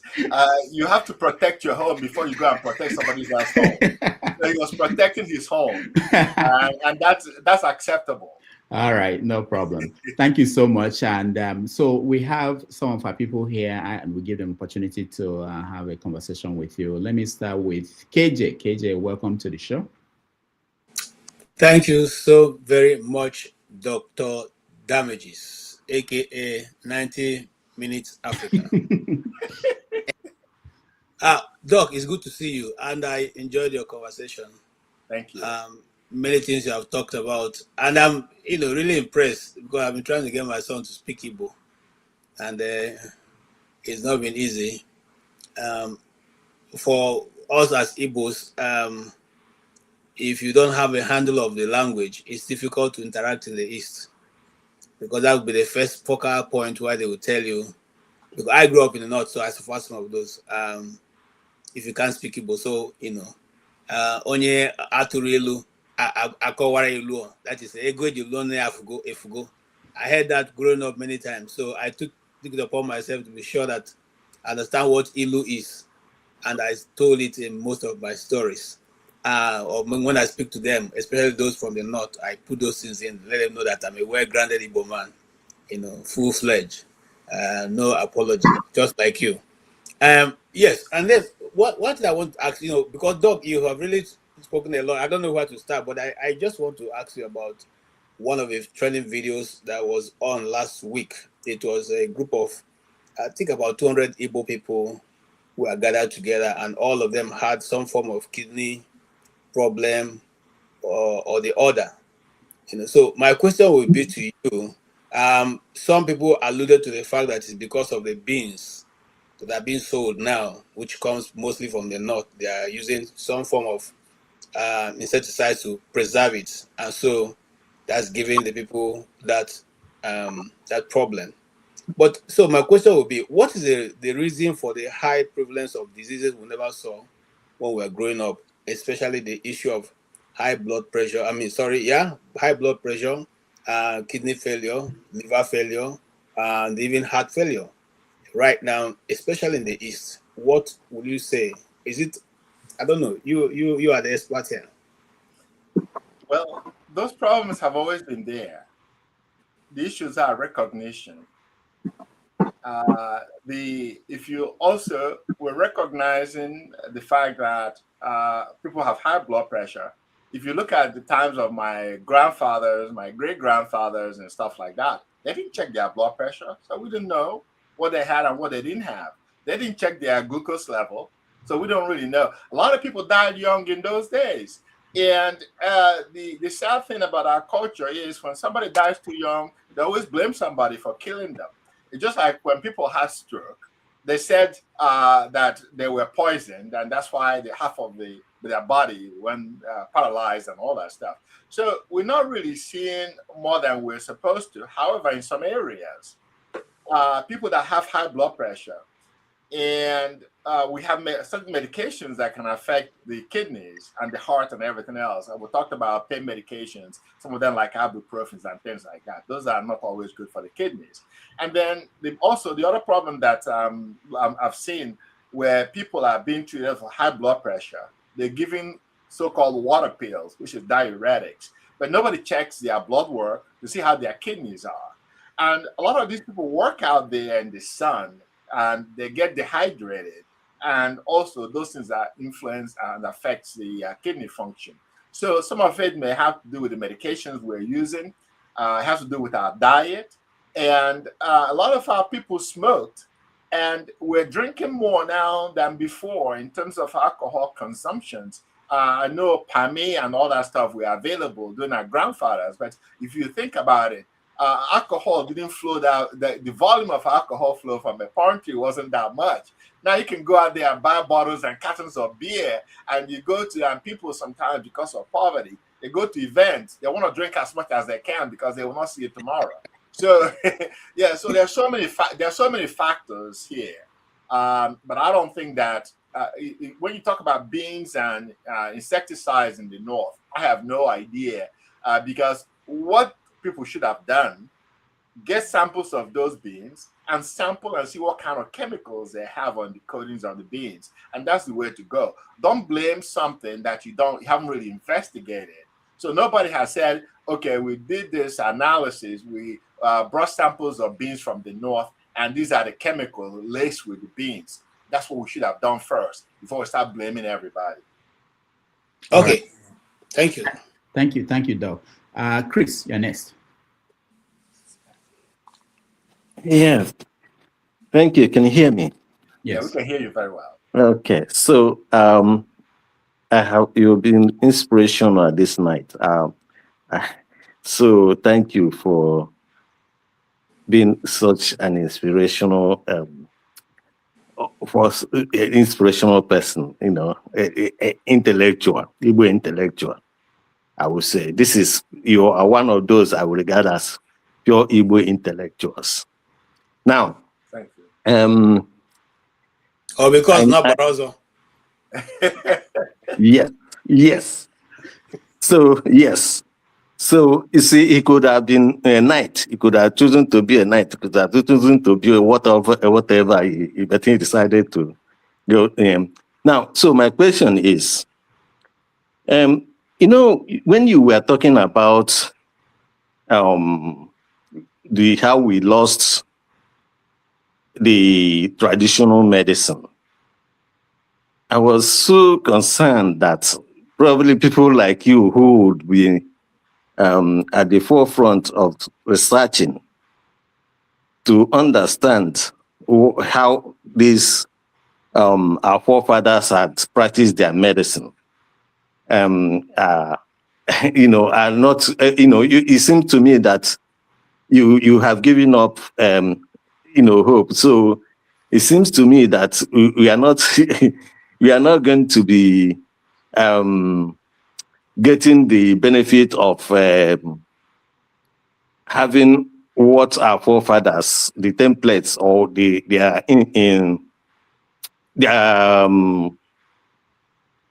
how will I put it? The benefit of their medical progress in our lifetime.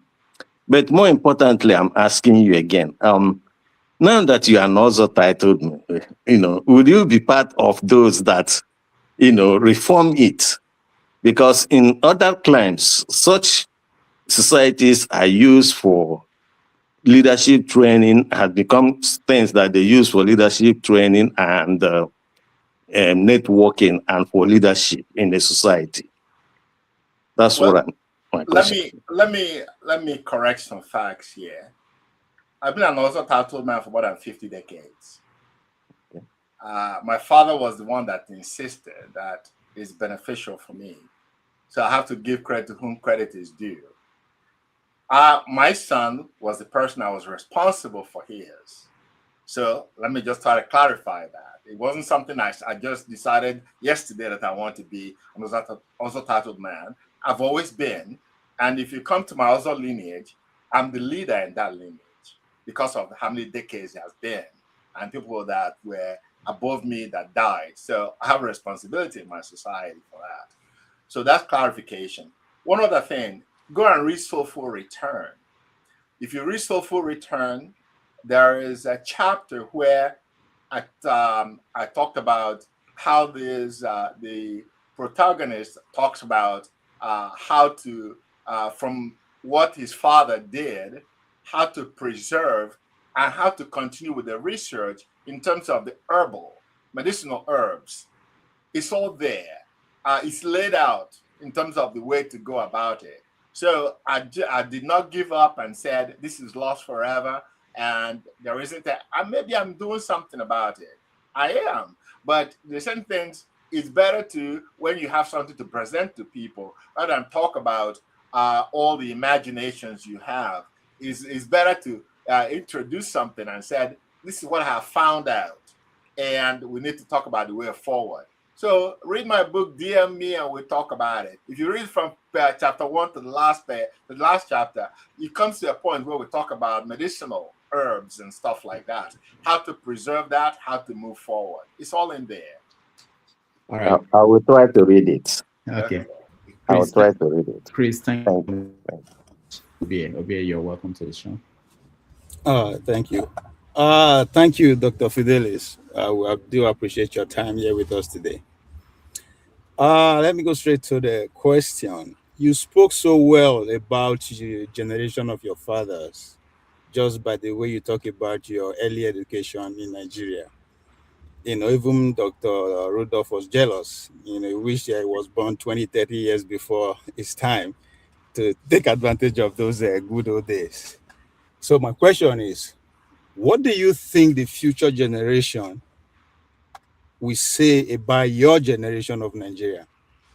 Going by the way you talk so well about the past generation of what they have done for you, to lay down the foundation for you. What do you think the future generation, the unborn generation, maybe 2-3 generations from now, what do you think they will say about your generation? Would they be this, happy and saying good things about your generation?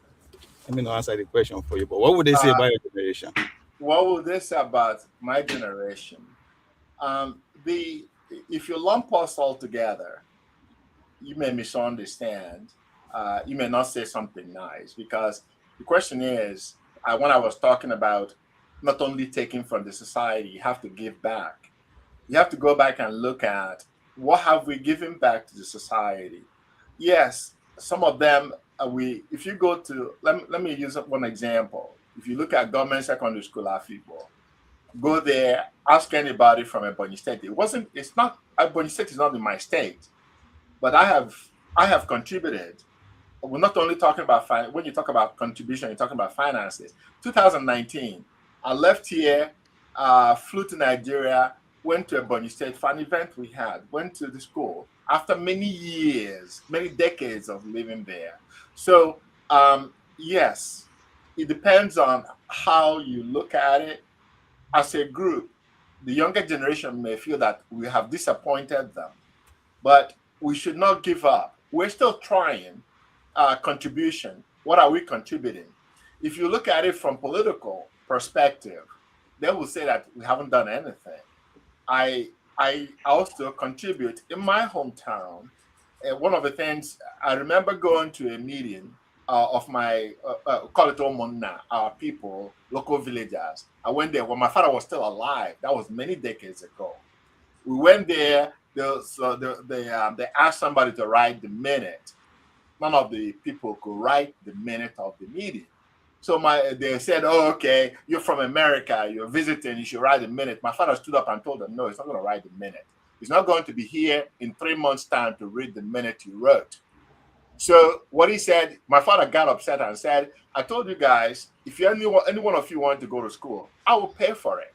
But a lot of you guys want to be in our Chanja market, Onitsha, main market, Onitsha, making money, quick money and stuff like that. Oh, my son is not going to write any minute." So I learned from that also, in the sense that in my village, anybody that wants to go to school that cannot afford it, whatever I can, I'll help them. I helped a lot of stuff. As long as they don't just go out in the village and announcing that this is what I'm doing and this is what I'm doing. I want to contribute. I do contribute. But I just don't want it to be that's what everybody knows you about. I'd rather help somebody and not take the credit. But I feel that I have contributed something. So our generation will be looked at. Let's be judged individually. And if you judge us as a group, there are areas that people may not appreciate. All right, thank you, Ovie. Let me just say that I went to their convention, government college, government secondary school, Afibo, and I was surprised. I met the principal of the school, current principal, and he told me for the last 5 years they've been bringing him to America during their convention. It's a yearly thing. I don't know any principal. My secondary school in Nobi. I saw him when I went last time. In that direction too, but I'll wait. Yeah, you said what? I said I have a short question in that direction, but I will wait. Yeah, I can't imagine. What will it take to bringing him to America for Nobi High School convention? But they do that, and it's just amazing. I wanted to ask him, what will it take for the diaspora to have one? You have the Ojodu, your local group. You have the states up to the state level. You have the convention coming up every year. What will it take to have one Nigerian in diaspora meeting, as in to have one political focus? What will it take the whole Nigerian to be coming together maybe once in a year, especially maybe us in America, for instance? What will it take to make that happen? Well, I can tell you that there was a time many years ago, a couple of decades ago, where there was Ohaneze, not what you have now. There was a time Ohaneze met to talk about the way forward for southeastern Nigeria. And I still have the original write-up in terms of the vision that was discussed in that meeting, written in that meeting. It was supposed to be implemented, and most of them were not implemented. I remember being around some of our former governors of southeastern Nigeria. We always bring up this issue that we don't have critical mass. When you go to your state and hibernate and do whatever, you can develop Abia State, you can develop Anambra State, but if you're traveling by road from Abia State to go to any other place, you have to pass through other states. You have to so you can go to your house inside your father's compound and build a mansion, but you have to come out eventually. You have to walk by the road. So the issues are, yes, we've had these ideas. The problem has been implementation. And also to tell you, you may be disappointed. Some of the people that were there when we were talking about this stuff, they were using that to launch their political ambition. It wasn't for the good for the good of the people. And that was one of the reasons why sometimes you just have to take a back seat. All right. Thank you, Obia. Let's go to the next person, Let's go to the next person, Osa. Welcome to the show. Dr. Damage is Osaweka. Osaweka. I've been around here for weeks now. It may take a long time. it's my flaw. Osaweka, welcome to the show. Thank you. Good afternoon, Dr. Damages again. Good afternoon to our guest, Doctor. Thank you. It's an honor to share this platform with you. I was listening to you talk about your trajectory from arriving to the US, from Onitsha, if I'm right. Yes. And then you've built this career for yourself, biophysics at Wayne State, and you have this distinguished, I would say, academic career, and I think it's a testament to your intellectual rigor. Today, however, what we have today is a contrary view of what you have developed and what you've gathered for yourself. The Nigerian youth today face an agonizing crisis of motivation and acute pandemic of illiteracy. You can second me on that. And where academic excellence today in Nigeria is increasingly dismissed as irrelevant. And we can look at some state governors today in Nigeria who will tell you that it doesn't really matter. You see what I'm saying? And you see that quest, that hunger for academic pedigree is being undermined. So I want to set this as a foundational base for my question to you. And given my first question to you is going to come with some condimentaries, right? Given the historical architecture of Western medicine that we know, that was largely conducted, and we know that black bodies, when I say black bodies, I mean Africans, it wasn't developed with Africans in mind. And Africans over time, historically, have developed this distrust for Western medicine and medicinal atmosphere, because oftentimes our bodies is being treated as guinea pigs and we are subjects instead of beneficiaries. Very recently, we've seen the boomeranging, escalating rise in GMOs in our community, in this agribusiness, and they are displacing our natural farmers. What do you say, and how should Africans respond to the healthcare model that prioritizes what's called reactive pharmaceutical-driven management over natural frameworks? How can we as Africans particularly sustain our well-being in this terrain that condescend Africans every little time? What do you say to that? That's the first question. Well, the sad thing about it is, one of the things you haven't said is that we embrace Western diet, We embrace so many things. If you go to Nigeria, you see noodles being sold everywhere, noodles and all that stuff. And these are all processed carbohydrates and stuff like that. And you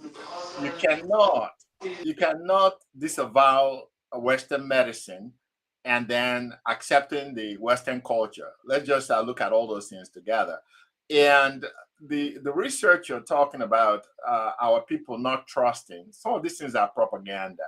And there has been a lot of problems in terms of research in the past, how Black patients were treated. We have it in America here.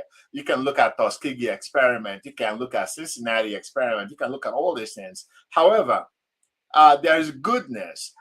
There are people that are good in terms of research, because there are bioethics. Now we have bioethics. There are things that are no longer done. So if you look at current research methodology, there is also people embrace bioethics. But we should not discard Western medicine or Western research because we're not sure, we don't trust what they're doing. But we're buying all the medications that they're producing. We're doing everything. So what we need to do, what we have failed to do, is let's develop our own research methodology. Let's embrace our own researchers. Let's fund them. There are so many things that I treat here, but if you talk to Nigerian physicians, they have no idea. But these are some of the problems. If you look like some of the cardiomyopathies, heart failure stuff, there are some of it that has to do with genetic, that is prevalent in West Africa, that people don't even pay attention to. But here in America, the Black populations are being screened for it. Nobody does it in Africa. So we have to also seek our own independence and fund some of the research by ourselves. So we embrace certain things we want to embrace, then we discard all the other things. So let our government fund research. I agree with you in so many ways. Thank you. Thank you. My second question, very quickly. I know the damages is always very keen on timing, but my second question, is going to revolve around reimagining who we are as and restoring our knowledge, our heritage. And I said that you're a very pragmatic person when it comes to your tradition. I'm Yoruba, by the way, and I value the. Just a minute. These kids are always making noise. I'm sorry. So you mentioned that historical disruption, and to me that is key, has made us to lose the repository knowledge of our indigenous medicine and our health system. You said that quite a bit. And pragmatically, as someone of your caliber who have reached the height of Western academic medicine, how do you reconcile? I think someone had asked that before, but he didn't really see what I was looking at. How do you reconcile practicing within a system that was built on a Eurocentric foundation? Because for the longest time, Africans, the Caucasian, were deliberating whether Africans are even human, first of all, whether they even have a soul. So I have reservations. I stay in the US, I work in the medical field. As an ethicist, I have reservations when it comes to the Western medication. You spoke about that quite a bit. But then again, how do we reconcile and how do you reconcile practicing in a Eurocentric foundation, with an urgent need to reclaim African medical self-determination, if you know what I mean? Well, it's funny how I look at myself. I'm trained in Western medicine. However, I'm a believer. We had all the healing powers. We lost them, I think, because we only had oral tradition in some parts of Nigeria. But a lot of these things were not written down. My great grandfather was an herbalist, and my grandfather was also. And some of it, unfortunately, some people did not pass things down to their children. And also, some of those herbalists, their kids did not embrace what they did. And it doesn't mean that they didn't have the knowledge. But the unfortunate thing is, those special forests that we had in those days, some of them don't exist anymore. In my area, it may be in Western Nigeria where you still have a lot of forests and things like that. Some of those herbs may still exist, but we have to go out there, start searching for them, cataloging those things, and doing chemical analysis in terms of what we have. And maybe in some areas of Igbo land, maybe there are still some places where they have forest and stuff like that. But in my area, all we have are concrete jungles everywhere. We don't have those kind of places anymore. All right, thank you, Osawekan. Let's go to, before we go to Igbo basics, let me just ask a question from here, from my phone. There are questions on the comment section. So if you have a question, you can put it up there. I will try to get to some of them.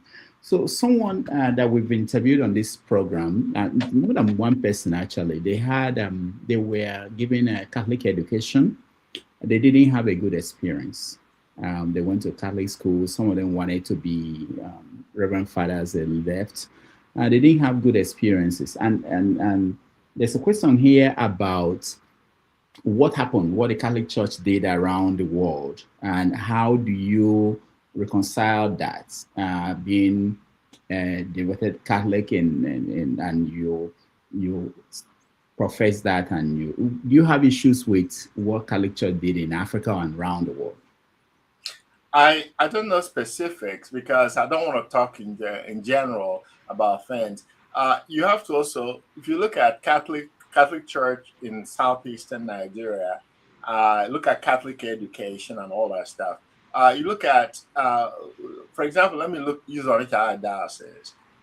When Shanahan and the rest of them came to the Onitsha area, they're mostly Irish.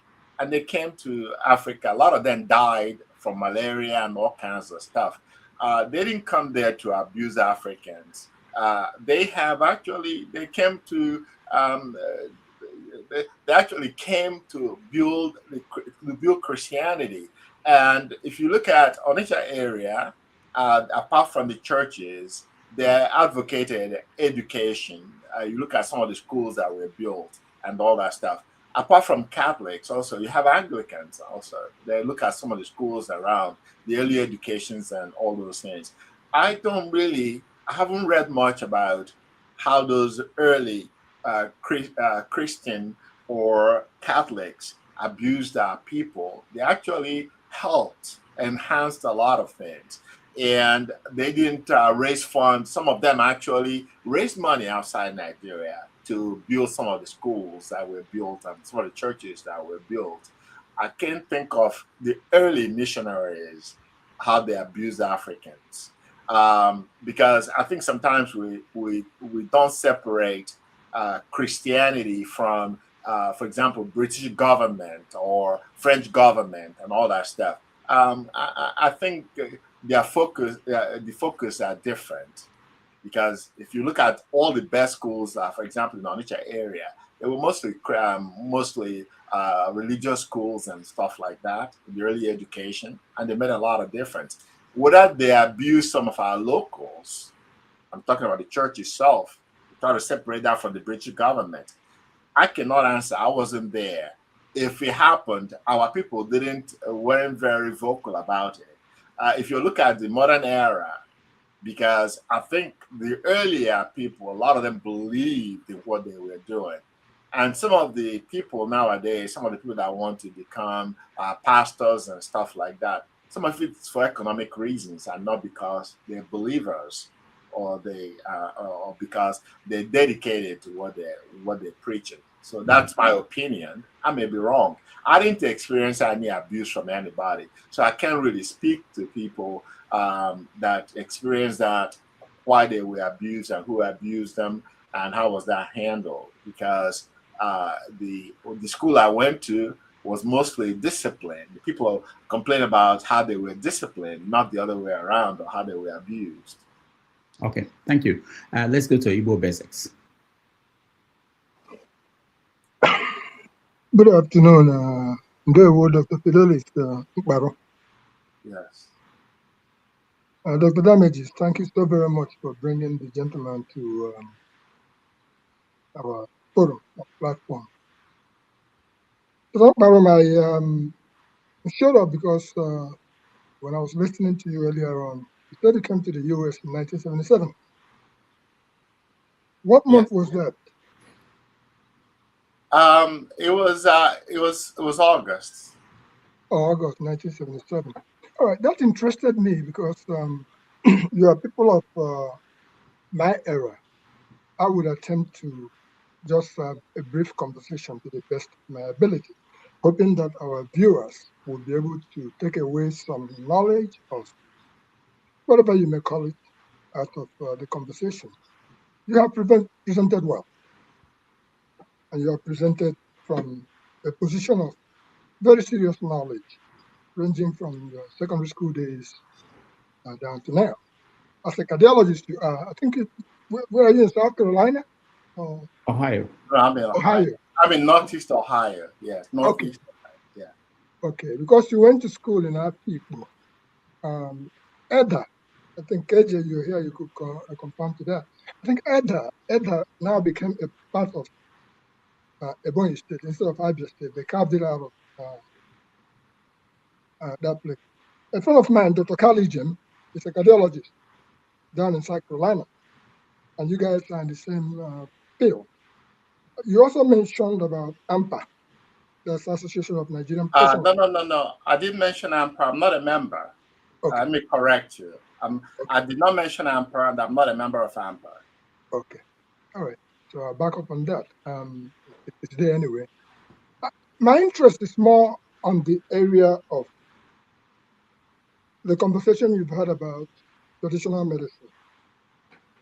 It's also in the area of when you came to America. In those days, you are aware that they used to send you off. I don't know whether they sent you off when you were going to America.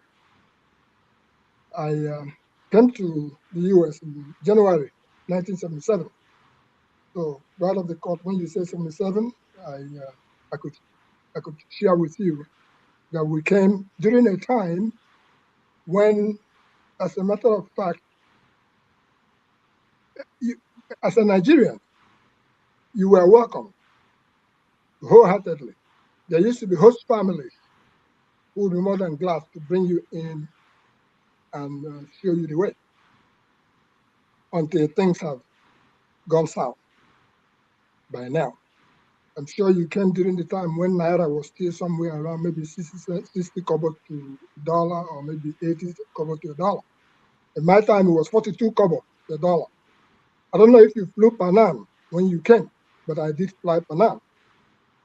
When you came in, there was no opportunities for gari like we have it today, and all the rest, yam, everything else.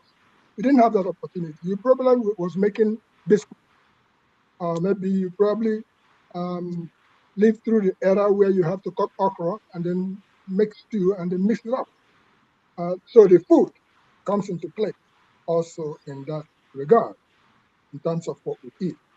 You delved into some of our cultural practices in terms of our feedings and our diseases and stuff like that we do suffer.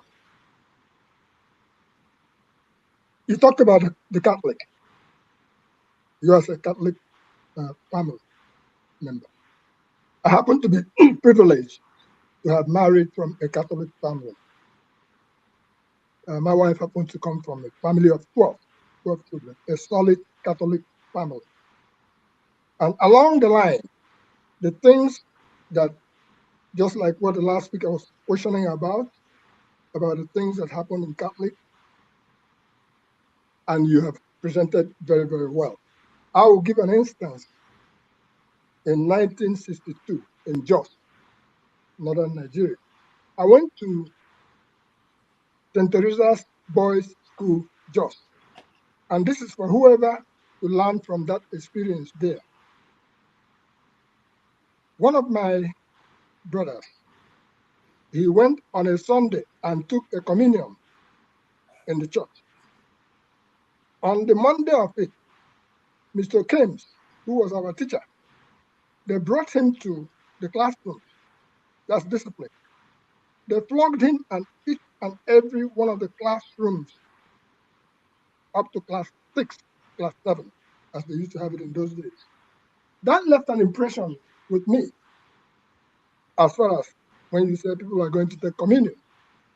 I kind of like shy away from that because of that experience. So the experience that people may have had, one way or the other, I'm not saying that bad things didn't happen or good things did not happen. I'm just saying that fundamentally, you talk about your character, which I will equate it to your chi. You cannot run away from your mbembe, which is you can't run away from your shadow, which is what made you who you are today. You are a cultural person, and you're not going to be anything other than that cultural person that you are. Everything else is an embellishment. Your education, whatnot, you are still the man from Ojo. And I'm very proud about that. So I wanted to thank you for presenting wholeheartedly. And for those who are asking questions about what would the generations to come think about what we are laying down. You're just doing what you're supposed to do. Whatever they think when their time comes. During our time, probably there was not AI, there was no computers and stuff like that. But as long as you are doing something genuinely from your heart of heart, everything else is an embellishment, as Dr. Moyene will say. So to me, today, I am glad to be sharing a forum with you. During your time, if you look back, I'm going to take that right off the top before I forget. That is Tizebrea Okorigomo, the last 4 times. And I'm sure in your time, whether you went to school in Onitsha or you went to school in Afikpo or something like that, during that era of secondary school days, there was the new masquerade. And you will remember that people used to gather anywhere there was a television to go and watch the new masquerade. And you can imagine the principles of which those people were laying down during that period of time. It hasn't changed too much, but the people of today have so much diluted, not just diluted things, they've really gone off the course. You talked about a time when somebody, if you wear trousers. Okay, Igbo Basic, we have to round up, sorry. I know that. I'm just going by, he understands exactly where I'm coming from. You talked about when if you wear trousers and come out, you have to dress appropriately. Those are the times. We may be considered to be dinosaurs. So my question to you today is this, going back to tradition and the medicine. You have mentioned the loss of our forest, and that's a very serious loss. Currently, I've been looking for the last 3 years for a particular tree called an Inchum tree. I have not been able to find it. I've been looking for it so I can replant it. I've been doing some research myself. I'll just put it this way for caution. If you go to igbobasics.com, there's a place that says Igbo research. You see it right up. A whole lot of work was being done there, documenting whatsoever we do from all back end, to name it, all kinds of things that are in the book. That is what I'm currently committed to. And I would say that when you talk about people associating our traditional medicine with witchcraft, therefore giving it a bad connotation, and for that reason, people think differently. Personally, I'm a bushcraft practitioner. With all that said, you have been around the block. You probably have been at World Igbo Congress, one way or the other. You talked about Johannese. If you have been at World Igbo Congress, I probably may have come across you. So to round up, what can we do to collaborate with those who have not only knowledge of those herbs, I'm talking about you guys who are in the medical field, so as to be able to, individually, we are doing what we can on our own. But what can we do to make sure that these things are not only put down, so that the generations to come will be able to benefit from the research that some of us have done and be able to take it forward? All right, thank you, Igbo Basics. Dr. Mkparu. Well, I don't really think he posed any question per se. he laid out facts and made a proposal for the future. And I appreciate that. And like I said, there are things, people may think there isn't anything going on. There are things going on. And some of the limitations are lack of support at home, and then also lack of resources. Those are the things that we're working on and try to recover some of the lost things, because some of them still exist. But the question is finding them and making sure that we do the right analysis in terms of traditional medicine, that, like I said. And I'll be happy. I'll go back and look at your Igbo basics and stuff like that, and I'll reach out to you, and then see what we can do, because everybody counts in a way that we look at things for the future, and everybody matters. And so I will reach out to you, I promise. All right, thank you. So sorry, though you are a cardiologist, Ogwa, which is what you call that, an Ogwa, which is eczema. Eczema. Okay. It's a common disease that we used to suffer in those days. Yeah. And I knew some things by the riversides that used to cure them. Okay. Have you been able to hone into, because you as a medical doctor, or cardiologist, which is in the medical field, everybody will assume right off the top that you know everything about medicine, even if I'm suffering from Oxenbook. Well, my concentration and my priority are the things that will kill. Eczema doesn't really kill. Those are what I'm saying is, in terms of the focus, we'll get there. We have to lay foundations and focus on things that will kill people immediately and try to work on those. And then, for example, people like yourself that have all this knowledge will tap into it. But my goal is to focus on the things that can cause immediate demise on our people. We're just trying to prevent death and all that stuff. Skin issues are going to be beneficial, but that's a little bit something that like somebody like yourself that already has the knowledge will tap into it in the future. All right, thank you, Igbo Basics. This is a question from the comment section. It says, why is it that most Igbos in the US know little or nothing about Igbo landing? A lot of us do know a lot about Igbo landing. Yeah, how does you know that we don't know? I don't know. I think what I take out of Igbo landing is the determination. It has nothing to do with. Let me just tell you something.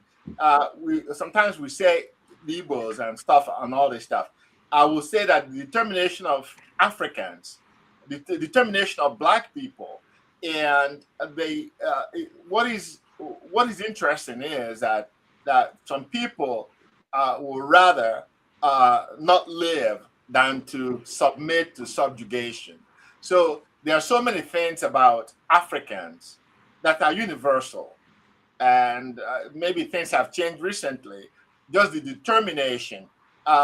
Some races would have been wiped out in slavery, but Africans survived and thrived.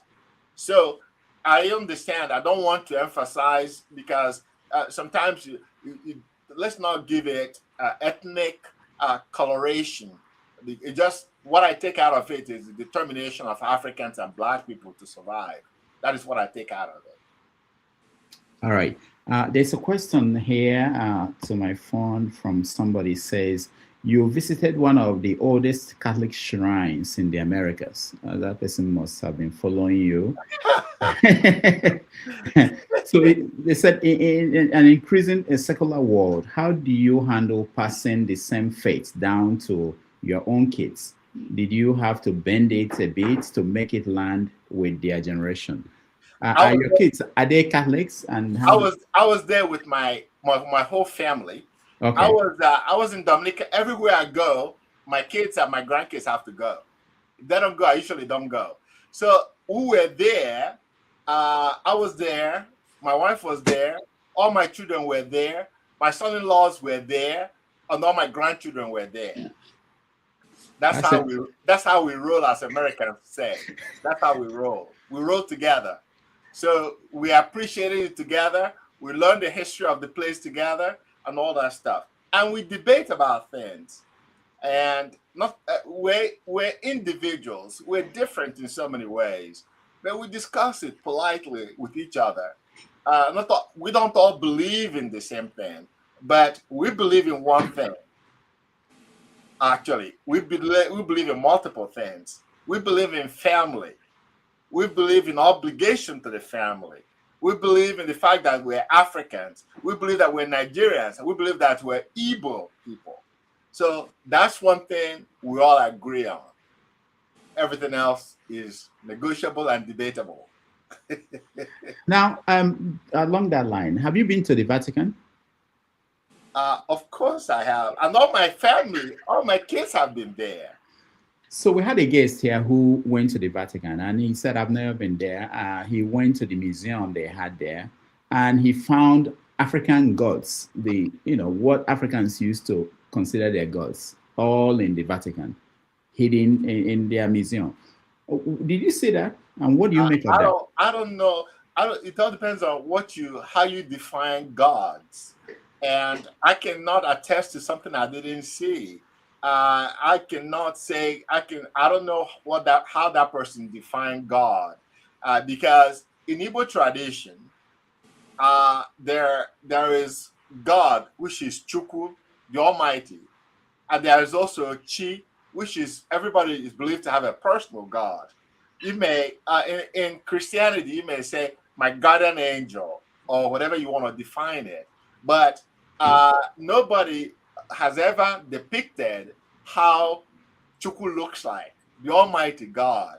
I don't think any Igbo person has ever defined or shown how Chukwu looks like, because we look at it as the Almighty. That's the main man. You can look at your deities and stuff, and the deities are regarded as the messengers of God, not God itself, because I think there's a misconception. Okay, so let's say what he was referring to was African artifacts, and some of them are the ones that people call deities. And so, but what do you feel about that? The fact that when they came to Africa, they said that these things are worthless, and they ended up taking them and kept them in the Vatican. I think what you're looking at is you're looking at, if you go to a lot of museums all over the world, you see African artifacts. I don't think they just are portraying the culture of the people, and then also the art and the handwork of the people in terms of cultural stuff. That's cultural depiction. I don't think I've ever seen that what you're describing in Vatican Museum. But if you go to any museum all over the world, you see artifacts from all over Africa. I think that in a way you have to look at it positively. It's an appreciation of African culture, because usually when those things are displayed, they'll write history about where they're found and the history of the society. And I don't really think that any Western government, any Western religion discarded that Africans have tradition before they arrived. Okay. All right. But let me say something, because sometimes we focus on what we view as negative. In my area, before Christianity, twins were discarded, and Christianity was one of those things that brought up the issue that twins are okay. I remember one of my cousins. My mom called him Iboa de Mma, which means two is good. Yeah, so these are some of the things that some of our ways, if you look back at it, that wasn't something for us to be proud of. So we're just an interchange in knowledge and appreciation. Okay. Let's not focus on only the negatives. Very good. We're going to take a break, and then we'll come back and round up. But before we go, there's this question I want to get. A short question. Who is speaking? Based on what you said about the twins, I wanted to know if you know anyone personally that discarded these twins, or he heard a relative. I mean, not just story that he heard. Just want to know. Well, there's a lot of books that have been written about twins in Igbo land. I can only speak about Igbo land.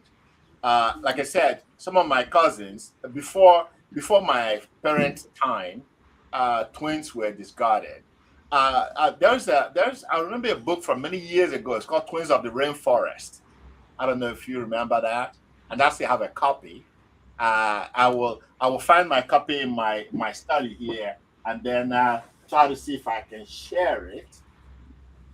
Yeah, it's called Twins of the Rainforest. Oh, okay. Yeah. By who? Who is the author, please? It's by Ukoli, Neville Ukoli. Yeah. Yeah. So I have all kinds of books here. I don't only read medicine, I read other things too. So yeah. All right. One last question before we take a break. Sorry, Dr. Dameji, before you bury the subject of the things that they were taken away, let me impute that, traditionally speaking, some of those things that were being carted away, if you go and research the content of them underneath, probably there are some very extraordinary minerals that could move the earth. And for that reason, for those who know the value behind what you may call a patara or what you may call it, or whatever you may call it, they take that. They tell you it is useless. Just like somebody will go to a village and excavate a whole lot of artifacts and tell you that these things are so bad. But in the meantime, nobody has told you the mineral value of what was used to craft those things. So that is what we should be looking at each and every time we come across any of these type of subjects. All right. Thank you, Igbo Basics. Let me, one last question before we take a break. You made a post on Facebook of your younger self wearing an untucked shirt, and your dad telling you a gentleman dresses to represent his family. This person is following you very well. How do you look at that now? And watching how Gen Z dresses, do you feel like that mindset is actually dying out, or has it changed shape? Well, let me start from primary school. And also, let me start from one. There's a little photograph I have when I was 2 years old, and I had suspenders and that stuff, and my shirts were tucked in. So that was their generation. To be proper, I guess they embracing Western culture in a sense. A gentleman always dresses well, tucks his shirt in, and stuff like that. So that's part of growing up, the growing up process, and everything else. Even in secondary school, if you wear your shirt untucked in my school, you face consequences for that.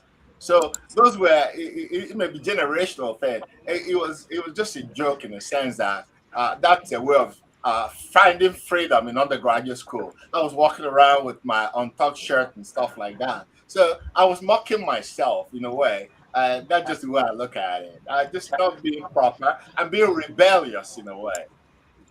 All right, we take a break. We'll come back. There is not my aunt here for 5 minutes. She didn't. Okay, go ahead. Go ahead. What do you want to say? Anyway, I just want to say very quickly to what Doctor said, that look, it's very easy for people to throw the baby out of the water because they're angry at Christianity or looking at history from a single lens. Because out of sheer ignorance, very often we get caught up in the real damage done by imperial overreach. But I want to say that the reality is that the Christian ethics, Catholicism, Anglicanism, or whatever zim it is, step into some genuinely dark place in our community, and they stop some really horrific things that we were doing culturally, that wasn't really morally right, that we thought was right anyway. But we must look at these things from the perspective that no matter the construction that we try to do about Christianity, there are still so many positives it's brought to our land. That must be overemphasized, because it appears that we don't do that often. Just to say that. Thank you. Thank you. All right, thank you so much. So we take a break. We'll come back. I see NSS is here, Stay Humble is here, Michael is here. We get to them and you give us your final thoughts. If there's chance or time, we can also get second questions from those that already asked questions. So let's take a break.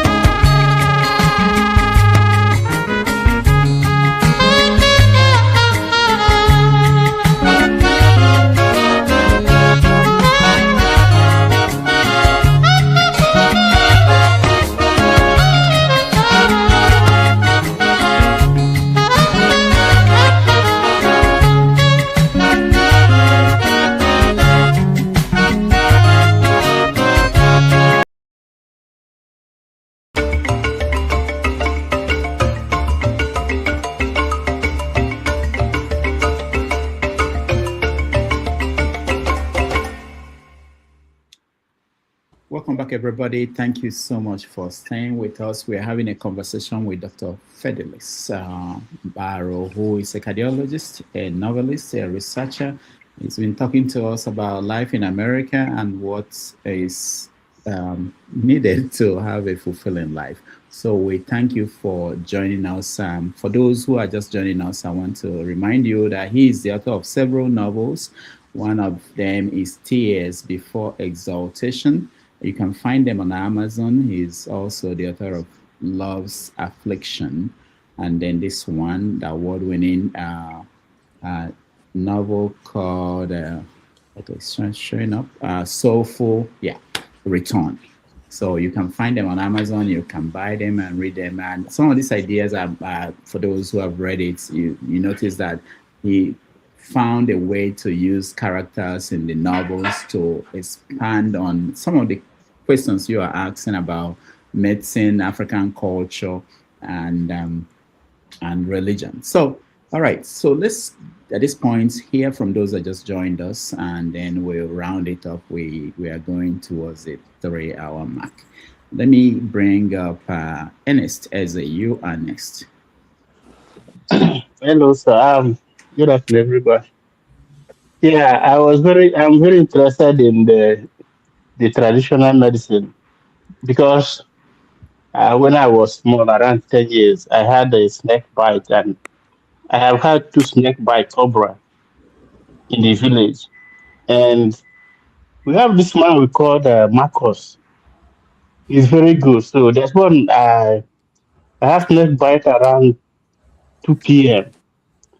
So around 6 p.m., my mother came back and took me to that man. So he gave me small thing like sap, like a teaspoon to drink. And he told me that it was too late for him to go and get the medicine, that one will hold me till morning. So in the morning, I took the thing and I still had pain, but before I was sweating with a lot of fever. That was in the village around 1995. So, and we went home. The following day, he started treating me. He treated me for like 1 week. He had these herbs that I drink. That's one he puts fire. I will put my hand, this I smoke. So, and I got healed. Then I later had a bite again from like viper. The man still treated me. So my father told me that there's nobody that the man treated from snake bite, that so far you take the person to the man, the person is still breathing.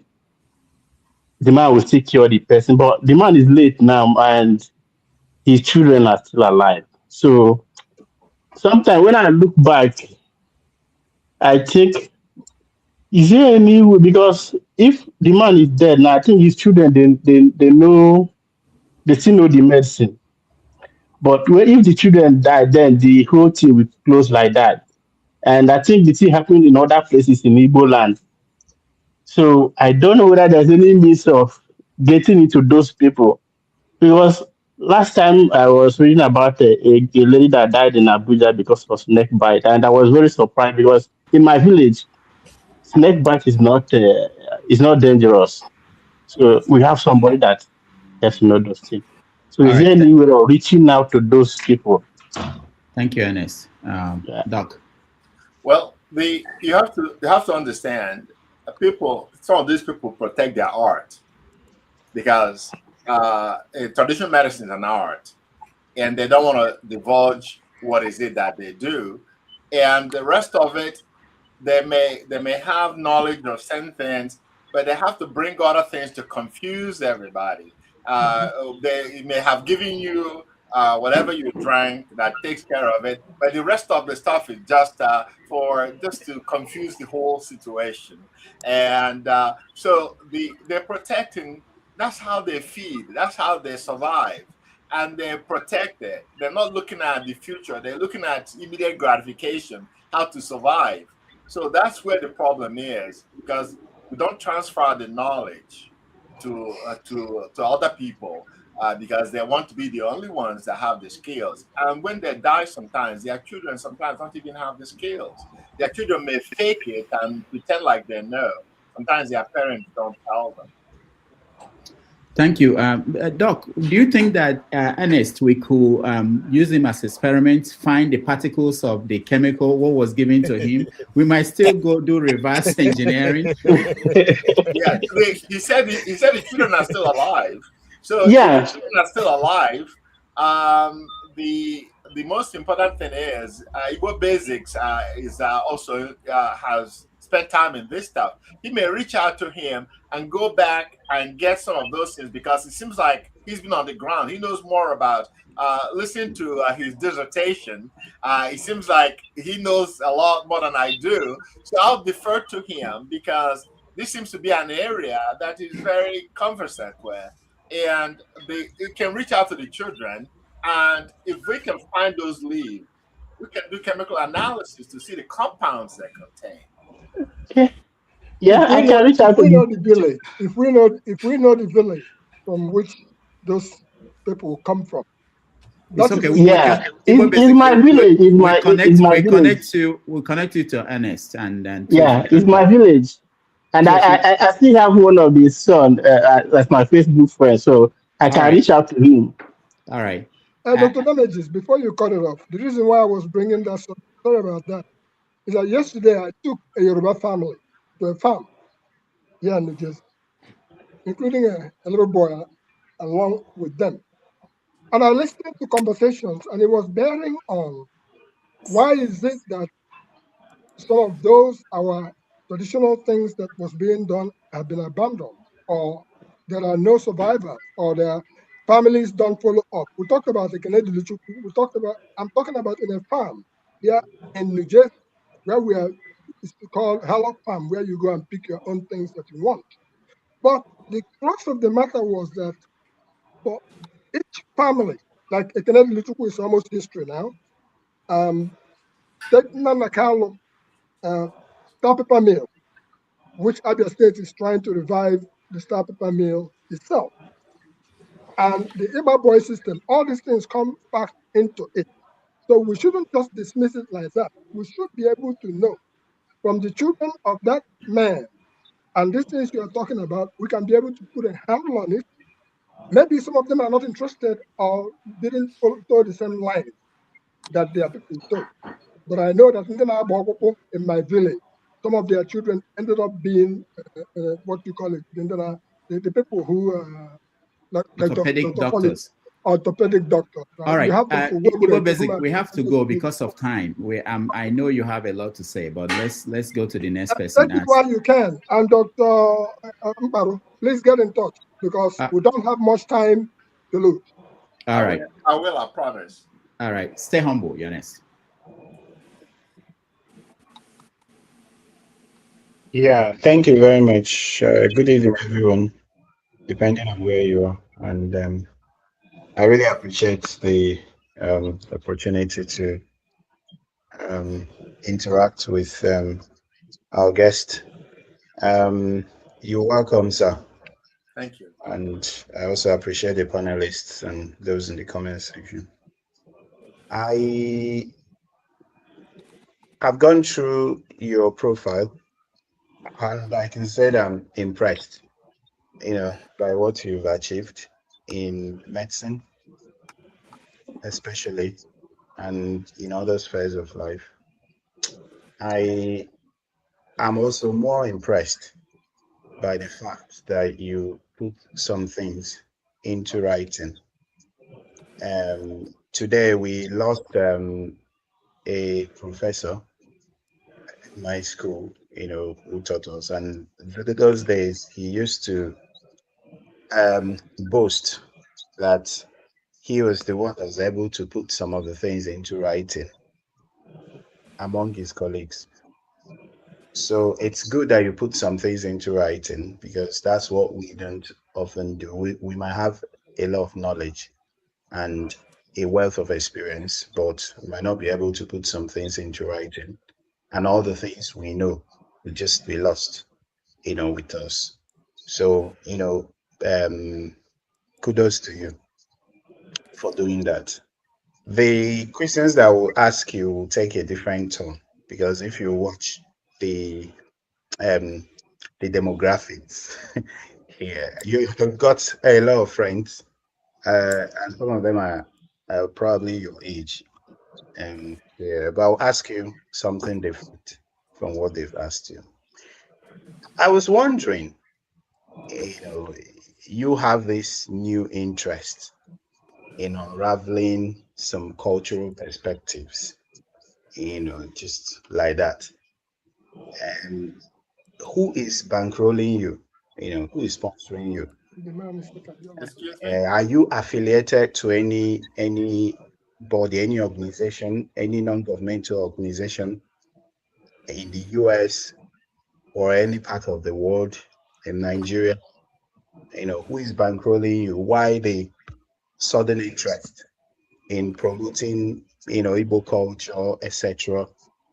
And also from your name and from what you said, you come across as an ardent Roman Catholic.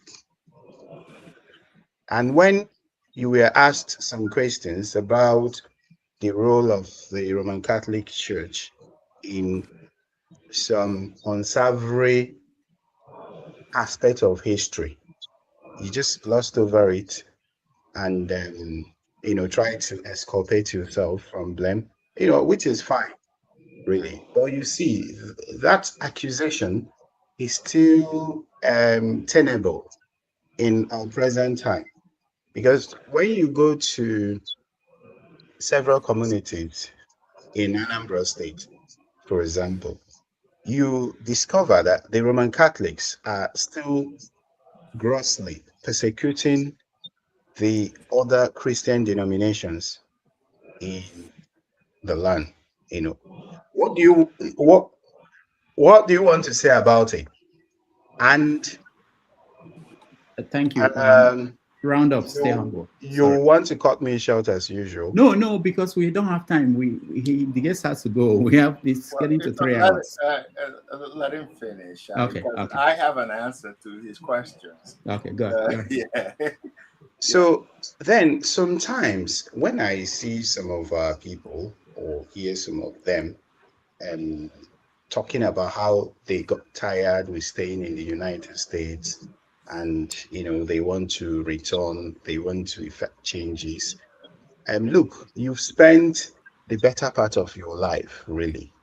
I don't think that you have much to contribute now. The question I have for you is that how would you support the people with the energy, with the vitality, with the innovation to start to turn things around in Nigeria, especially politically? Can I answer your question? No, it's not one question, please, because we don't have time. Sorry. So many questions. You pose so many questions, and let me just tell you one fact, which you're wrong. Number one, nobody's bankrolling me. I don't know what you mean by that, but nobody's bankrolling me. I'm not a politician that people bankroll. I'm not seeking for any political office for people to bankroll me. I am self-sufficient. What I have is good enough for me. I don't want more than I have. Just to tell you one thing. You said that I don't have energy anymore, that I'm washed up, or whatever you want to put it. I'm not washed up. I'm just beginning. Because sometimes you think that youth has all the knowledge. They don't. I've been here long enough, but I've been in Nigeria more than you have been. There are times I've been in Nigeria multiple times a year. Even when I was in undergraduate school, I was in Nigeria every year. And let me tell you something that will break your poor heart here. When I left Nigeria, my soul stayed behind. It didn't go with me. A part of me is Nigerian African. It's there permanently. It's not going anywhere. My umbilical cord was buried in my hometown. It's not going anywhere. I am an African. Yesterday, today, and tomorrow, and I will always be. It's stronger of you to tell me I've been here too long, and I have nothing to give. I am just beginning. Let me just tell you, wisdom is not something you buy from a grocery store. Wisdom is not something you order from Amazon. Wisdom is not something that jumps into your head overnight. This is the accumulation of all the years of suffering, dedication, and commitment. I am probably more committed to Nigeria than you are. I am very proud of that. Challenge me to that, and I'll tell you. This barefoot that I have walks on the soil of my hometown every time I go there because I'm a part of it. I want to connect to my ancestors, and I will always connect to my ancestors. And all the years I've been here was to prepare myself for what is to come. So for me to dump this knowledge and this experience I have in a garbage can, because some youth think that they're smarter, they're stronger, they're all this stuff. That's misinformation. You're misguided. Watch out and see. I am, how old are you? You're muted. Stay humble. Unmute yourself. Yeah, how old are you? How old are you? It doesn't matter my age, really. Huh? What was that? I'm not convinced that that you've still got a lot to offer, given that you spent stay humble, stay humble, stay humble, stay humble. People of our age. So that's fine. That's fine. He's right. He's right. I don't have much to offer. I don't have much to offer in. Let me put it to you in a vulgar fashion. Not offensive. I'm not offer much to offer in your type of music because I may not understand it. I don't have much to offer in AI or whatever because you're probably better than me. But I would tell you, my experience is not something you buy from anywhere. It's not something that comes out of your iPhone. It's not something that I can tell you so many things about that. But I agree with you. Okay, we're washed up. But my medical knowledge, my life experiences at home, is not something that you just go and get. It takes a lot of years for you to acquire. So that's all right. But I will ask you to stay humble. That's all I have to ask you. All right. Thank you so much. Stay humble. No. Just 30 seconds. 30 seconds, I'm good. We are the panel. We are the panelists here, right? I think there's some. I'm worried about time for our guests. I understand your concerns about time. However, when we have some really concerning statement being made on this platform, we reserve as panelists. We have reserved autonomy to speak on it. Okay.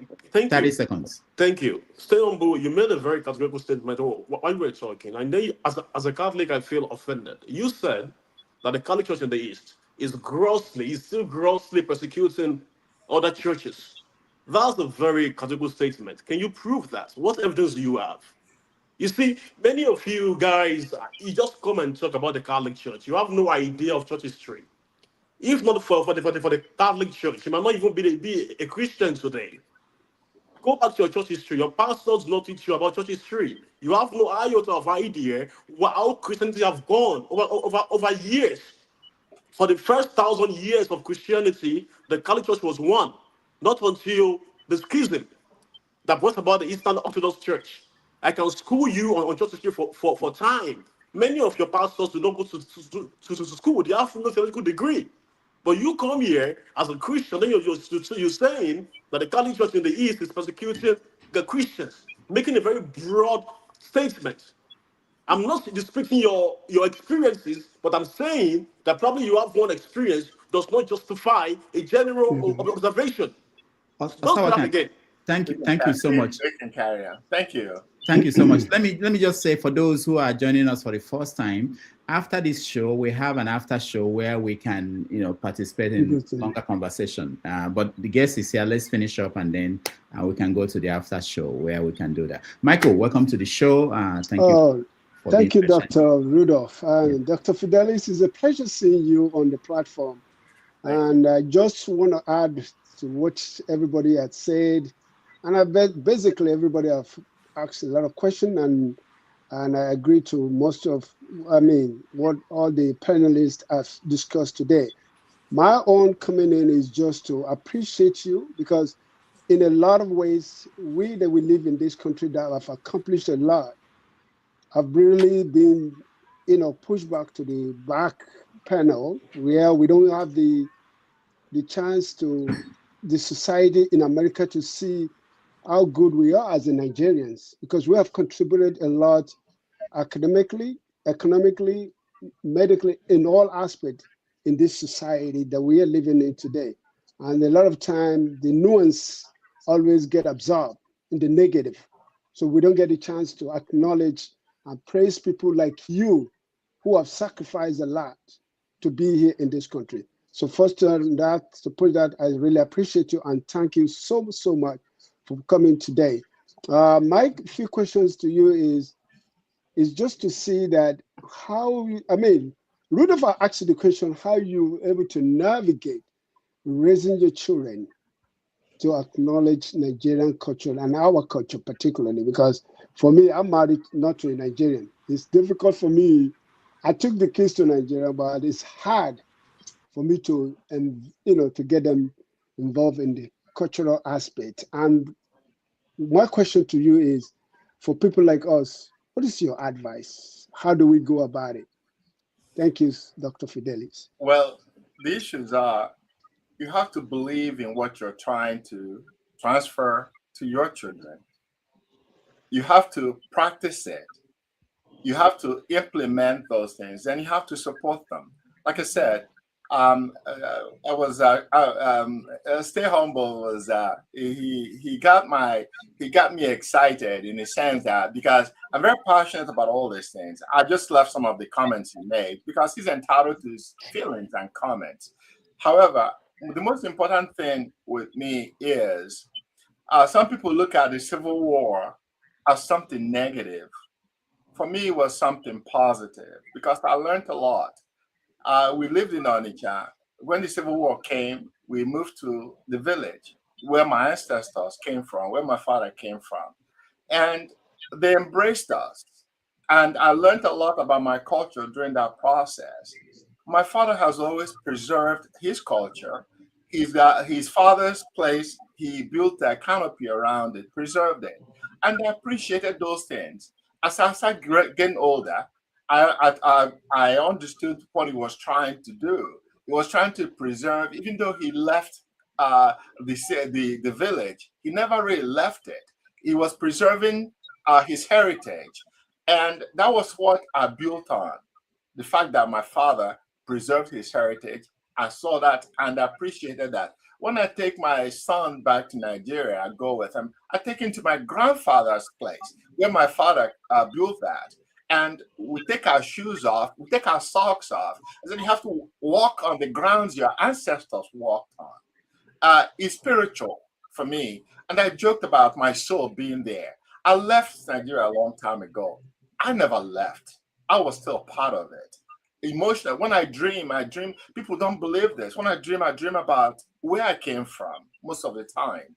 And I never discarded my culture, my heritage, and all these things. It's still a part of me. Maybe that's why when I write a lot about where I came from, how I came from, and how I wound up here, and what I see as my future. Yes, my gas tank may not be as full as Stay Humble's gas tank, but there is still enough left there to get to my destination. All right. Thank you so much. Thank you, Michael. Before we get a final question from or comment from Jagun, let me play this video that illustrates one of the things that Doc is trying to talk about. These are people that met Governor Soludo here in, I think in Canada or in America, at one airport, and just watch the interaction of the kids. Some of them were born here, what they said about themselves and where they come from, you know. Wonderful.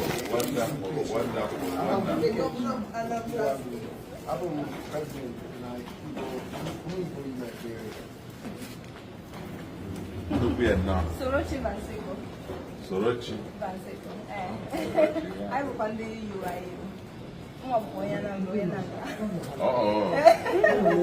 No, sure, my first.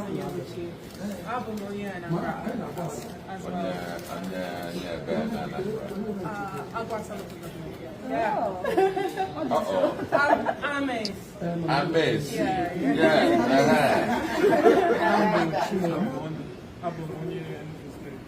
Okay. And where's the cat? That's where's that?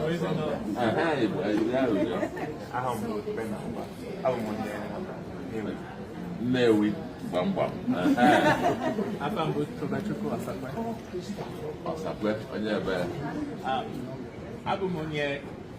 United States, Mana, Nambu, Onya, Anambra State. All right, so I like that last one. He said, I'm from United States, my father is from Anambra State. So the governor had to correct him. No, you're from Anambra State. So it's in connection with what you're saying and how will your, Michael, your question, how will your children, that's where it starts. How will they introduce themselves to the world? Do they consider themselves Americans or British? Or Jagun, welcome to the show. Thank you very much. Let me hold on, please, for me. Here, where are we? Here we are. Thank you. Excellent. Dr. Fidelis. Yes. Mkparu, I'm pleased to meet you, sir. Yes. I'm very enlightened by a lot of what you have to say. I came in late. I've just come back from the hospital, for goodness sake. Okay. And you spoke to my exact condition. I'm a diabetic, unfortunately, and over the years I've been struggling with it a bit, but improving on certain levels. I actually went to a funeral on Thursday. It was a lovely service. When I left there, I was a bit wobbly, got myself to the bus stop, which is not where my destination was, but is where I could have a seat. Yes. And in me taking a seat, I found that the floor was much more comfortable as I collapsed. And a nice young man stayed with me for about an hour until the ambulance came and took me to the hospital. In the ambulance, I threw up, and after I had thrown up, I felt very much okay again. Taken to the hospital, they wanted to keep me overnight. I didn't feel I needed to stay there at all, but I stayed there up until a couple of hours ago, and I've just come into the house, put on our weekend digest of Dr. Jamage's platform to join the communication that normally takes place here, and found that you were talking about the blood sugar situations that we find ourselves in from all kinds of reasons. And also, you spoke about non-exasperation. What's the term? You spoke about, oh dear, sorry about this. When you have dehydration, I beg your pardon. Yes. And in your speaking about that, I thought, my goodness, he's speaking about my condition. Okay. And I didn't really want to ask a question on that because I continued listening to the questions that were put to you and the answers that you gave. And, we're all different. Yes. And I like the fact of differences because it's from people who are different that we can learn from. Yes. If we are mindful enough to take what people are saying on board in the correct terms. Some of the questions that have been put to you by two people in particular, I don't agree with the question or the questioning style. One was from my brother Obie, who spoke about what would people of the new generation say about your generation. Yes. And I'm thinking, is that a real question? In that, not that I don't understand where he's coming from, I understand where he's coming from. There has been major failures in our dispensations of generations. Yes. But what I ask Ovie are the next generation going to say about your generation? Do you ever put that to mind? Well, I hope you did, bruh, because we still got work to do. We still got a lot to achieve, and we've got nothing to leave behind. Blaming the generations that are past, that has become as archaic and as left field in the mindset as blaming Oyimbos for the position that we find ourselves in, is my terminology. I understand why you would nod your head, but it's a deep conversation. And my feeling is that mostly we in our generation or in any generation have fundamentally failed in our obligation, fundamentally failed in our own responsibility, and pointing the finger is the way we communicate. And me, I think it's rubbish when you're just pointing the finger. It's just, and I don't say this of OVA, I say this of the question. It's a question that simply points the finger with no resolution. So that's one thing. The other thing was for me, quite idiotic persuasion of our man stay humble. He seems to be staying quite stupid, which is most of. I beg your pardon. I know, but it's me again. I'm afraid. You know my style. Very odd reasoning when you have spoken. The other thing I want to put to you, sir, is I like the way somebody spoke. I think it was our man. He's not on the platform at the moment. He said you are a most excellent Igbo practitioner, and you defied that. And I salute you for the way you handled it in saying that, be it Igbo, African, Black, I'm an African. Yes. You see, this thing that we do in this stupid place called Nigeria, where we have a lot of stupid people that think that they're intellects they're not thinking. They're not thinking about the importance of a country like Nigeria. They're not thinking about the question of unity that we have failed on from time and again. We fail in the question of unity. And we fail in the question of unity. On this platform, there are many fantastic Igbos. Wonderful. Dr. Damages being a principal one. But then there are many ones who cannot help but to either boast about who they are, as though we're not hearing that you're boasting out of some kind of archaic mindset that says that you have to put yourself in front all of the time. Everybody has to agree that you are the best. I don't agree with that. I don't agree. And I'm unafraid to put it to them that this is not the way to communicate. I want to put to you, sir, why is it that we in that country called Nigeria, the most important Black nation on this planet, why is it that we steep to dragging ourselves down all of the time? Because it's the only thing that is taking us away from our due course. We are not entering into the fight, the war that we have as a nation of people. Instead, are fighting amongst ourselves all the time.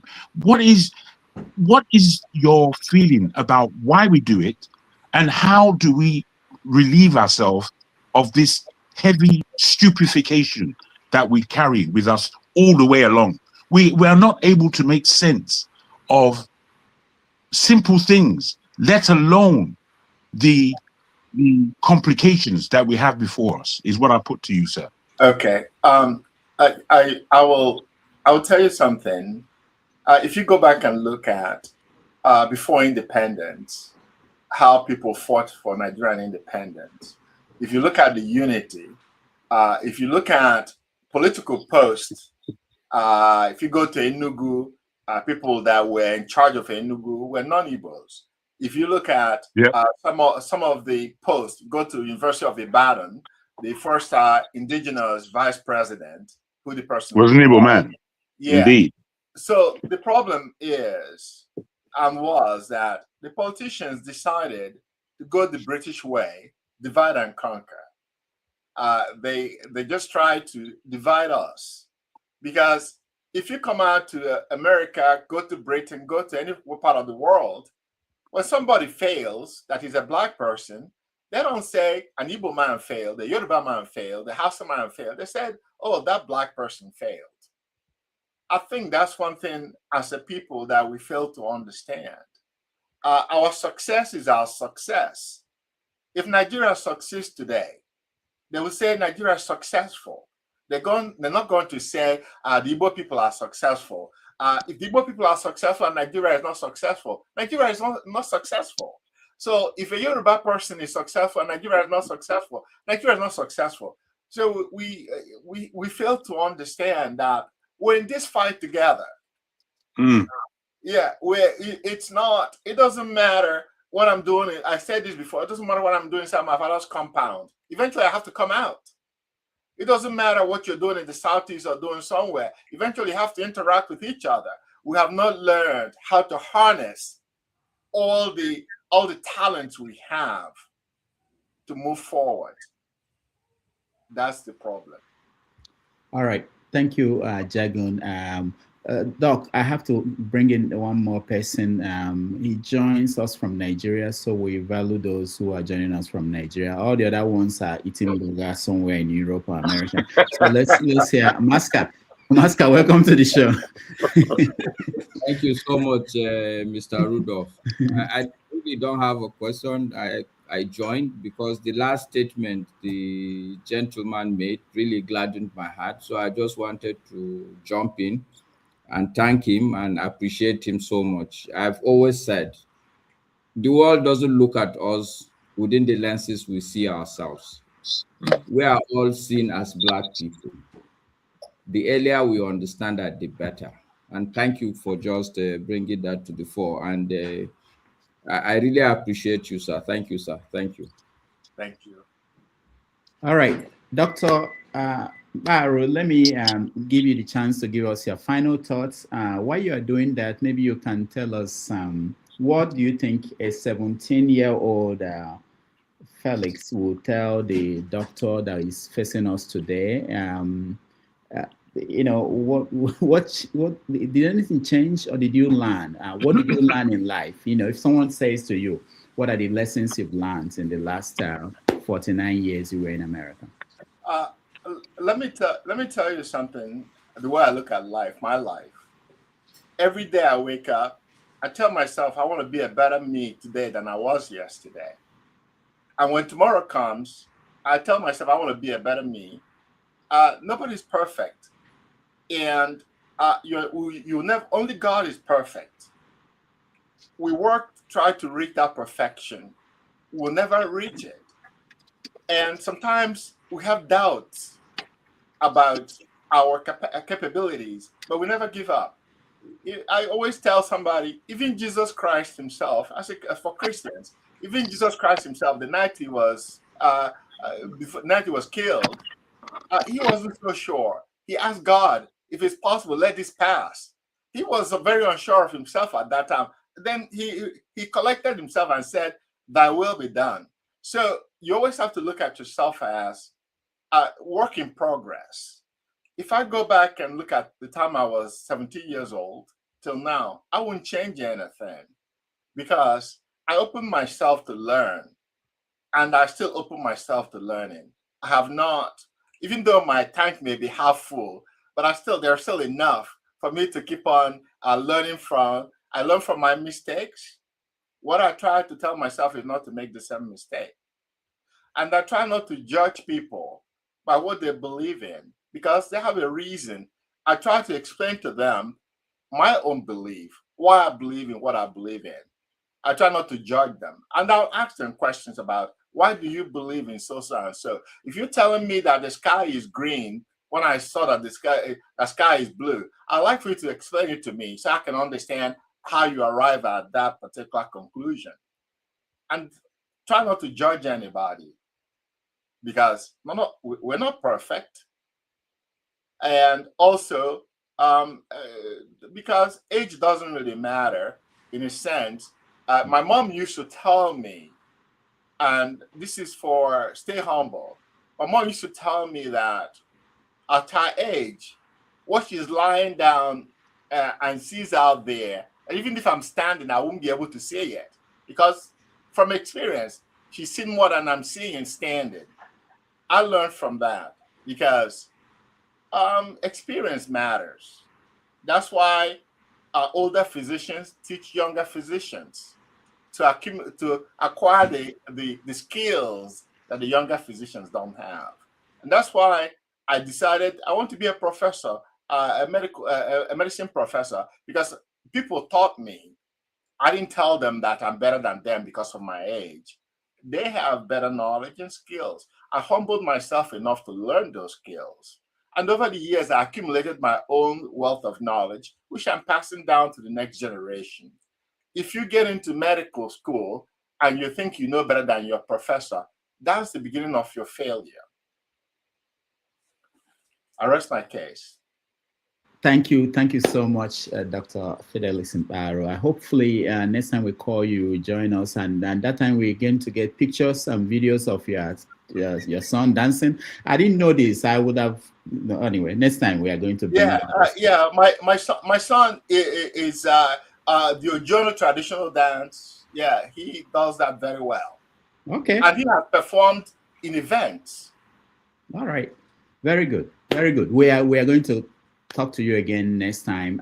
Thank you so much for being here. For those who are watching, next Sunday, we are going to have someone from the government, the senior special assistant to the president on public engagement. Since the president cannot engage with us, he's sending his special assistant to come and engage with us. So if you can join us next week, we will appreciate that. Dr. Mkparu, thank you so much for being here. Thank you, everybody. You guys have a wonderful evening. All right. Thank you. Let's take a quick break. Thank you so much. And we then conclude the show, and we are going to have the normal after show with KJ. So stay back. Dr.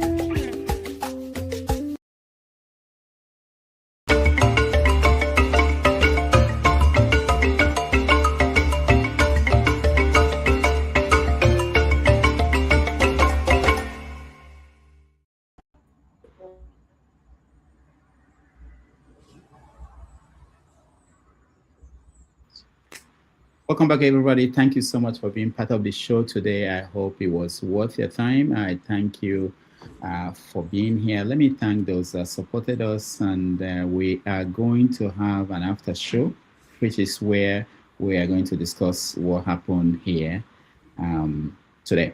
I want to thank Team Majek for your support, and also Team Majek, the same Team Majek. So thank you so much for supporting us today, and I hope you guys will join us next week for another interesting edition of 90 Minutes Africa.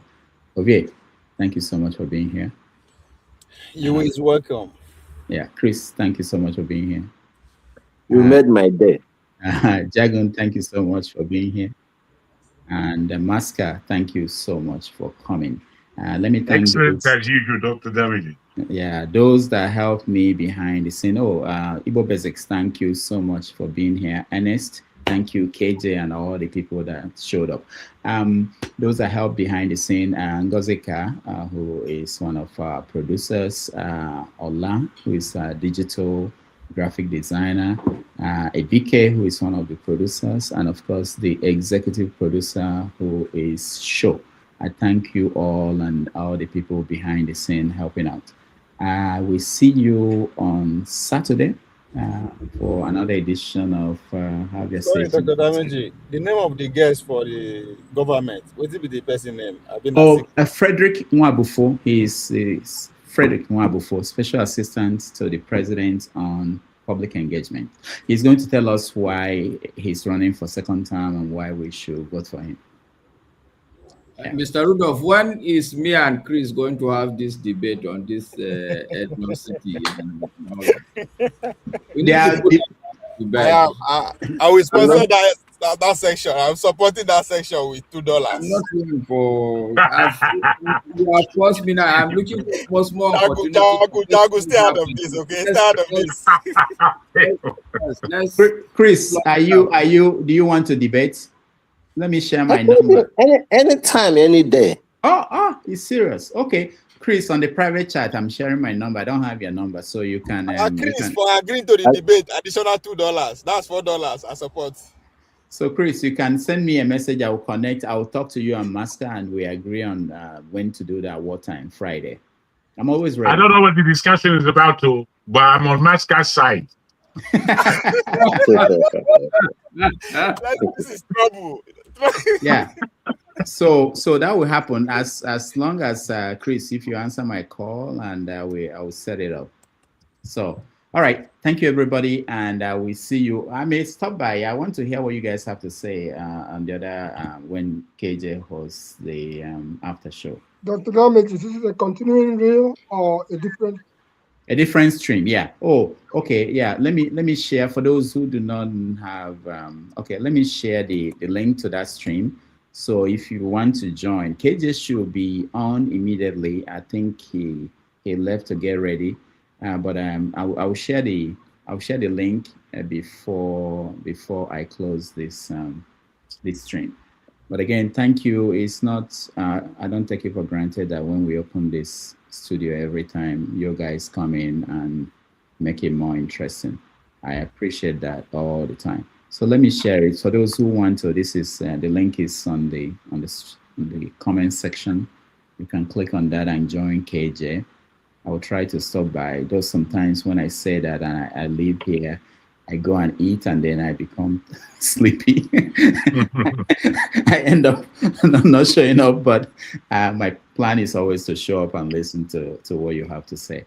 All right. Dr. Damages, if any of you younger ones think that we are dinosaurs now, I would say. I hope Stay Humble will join the after show because I really want to hear. If only Stay Humble knows in generation before they will get power, I ain't go down it 70 years. You know, go talk like that.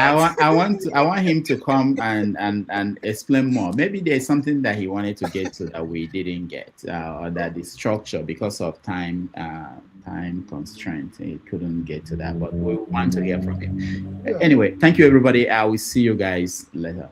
Where's the link? The link I shared it now. It's on the comment section. It's on the comment section. I have to go to start watching, not on this private chat. It's also. Oh, you want the private chat? I will share it too on the private chat.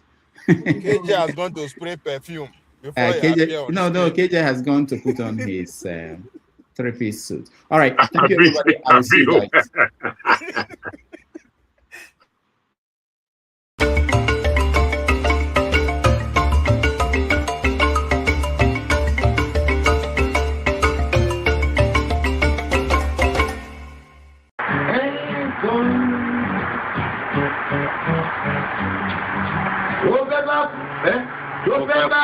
Tó fẹ́ kú torí ẹ̀ o.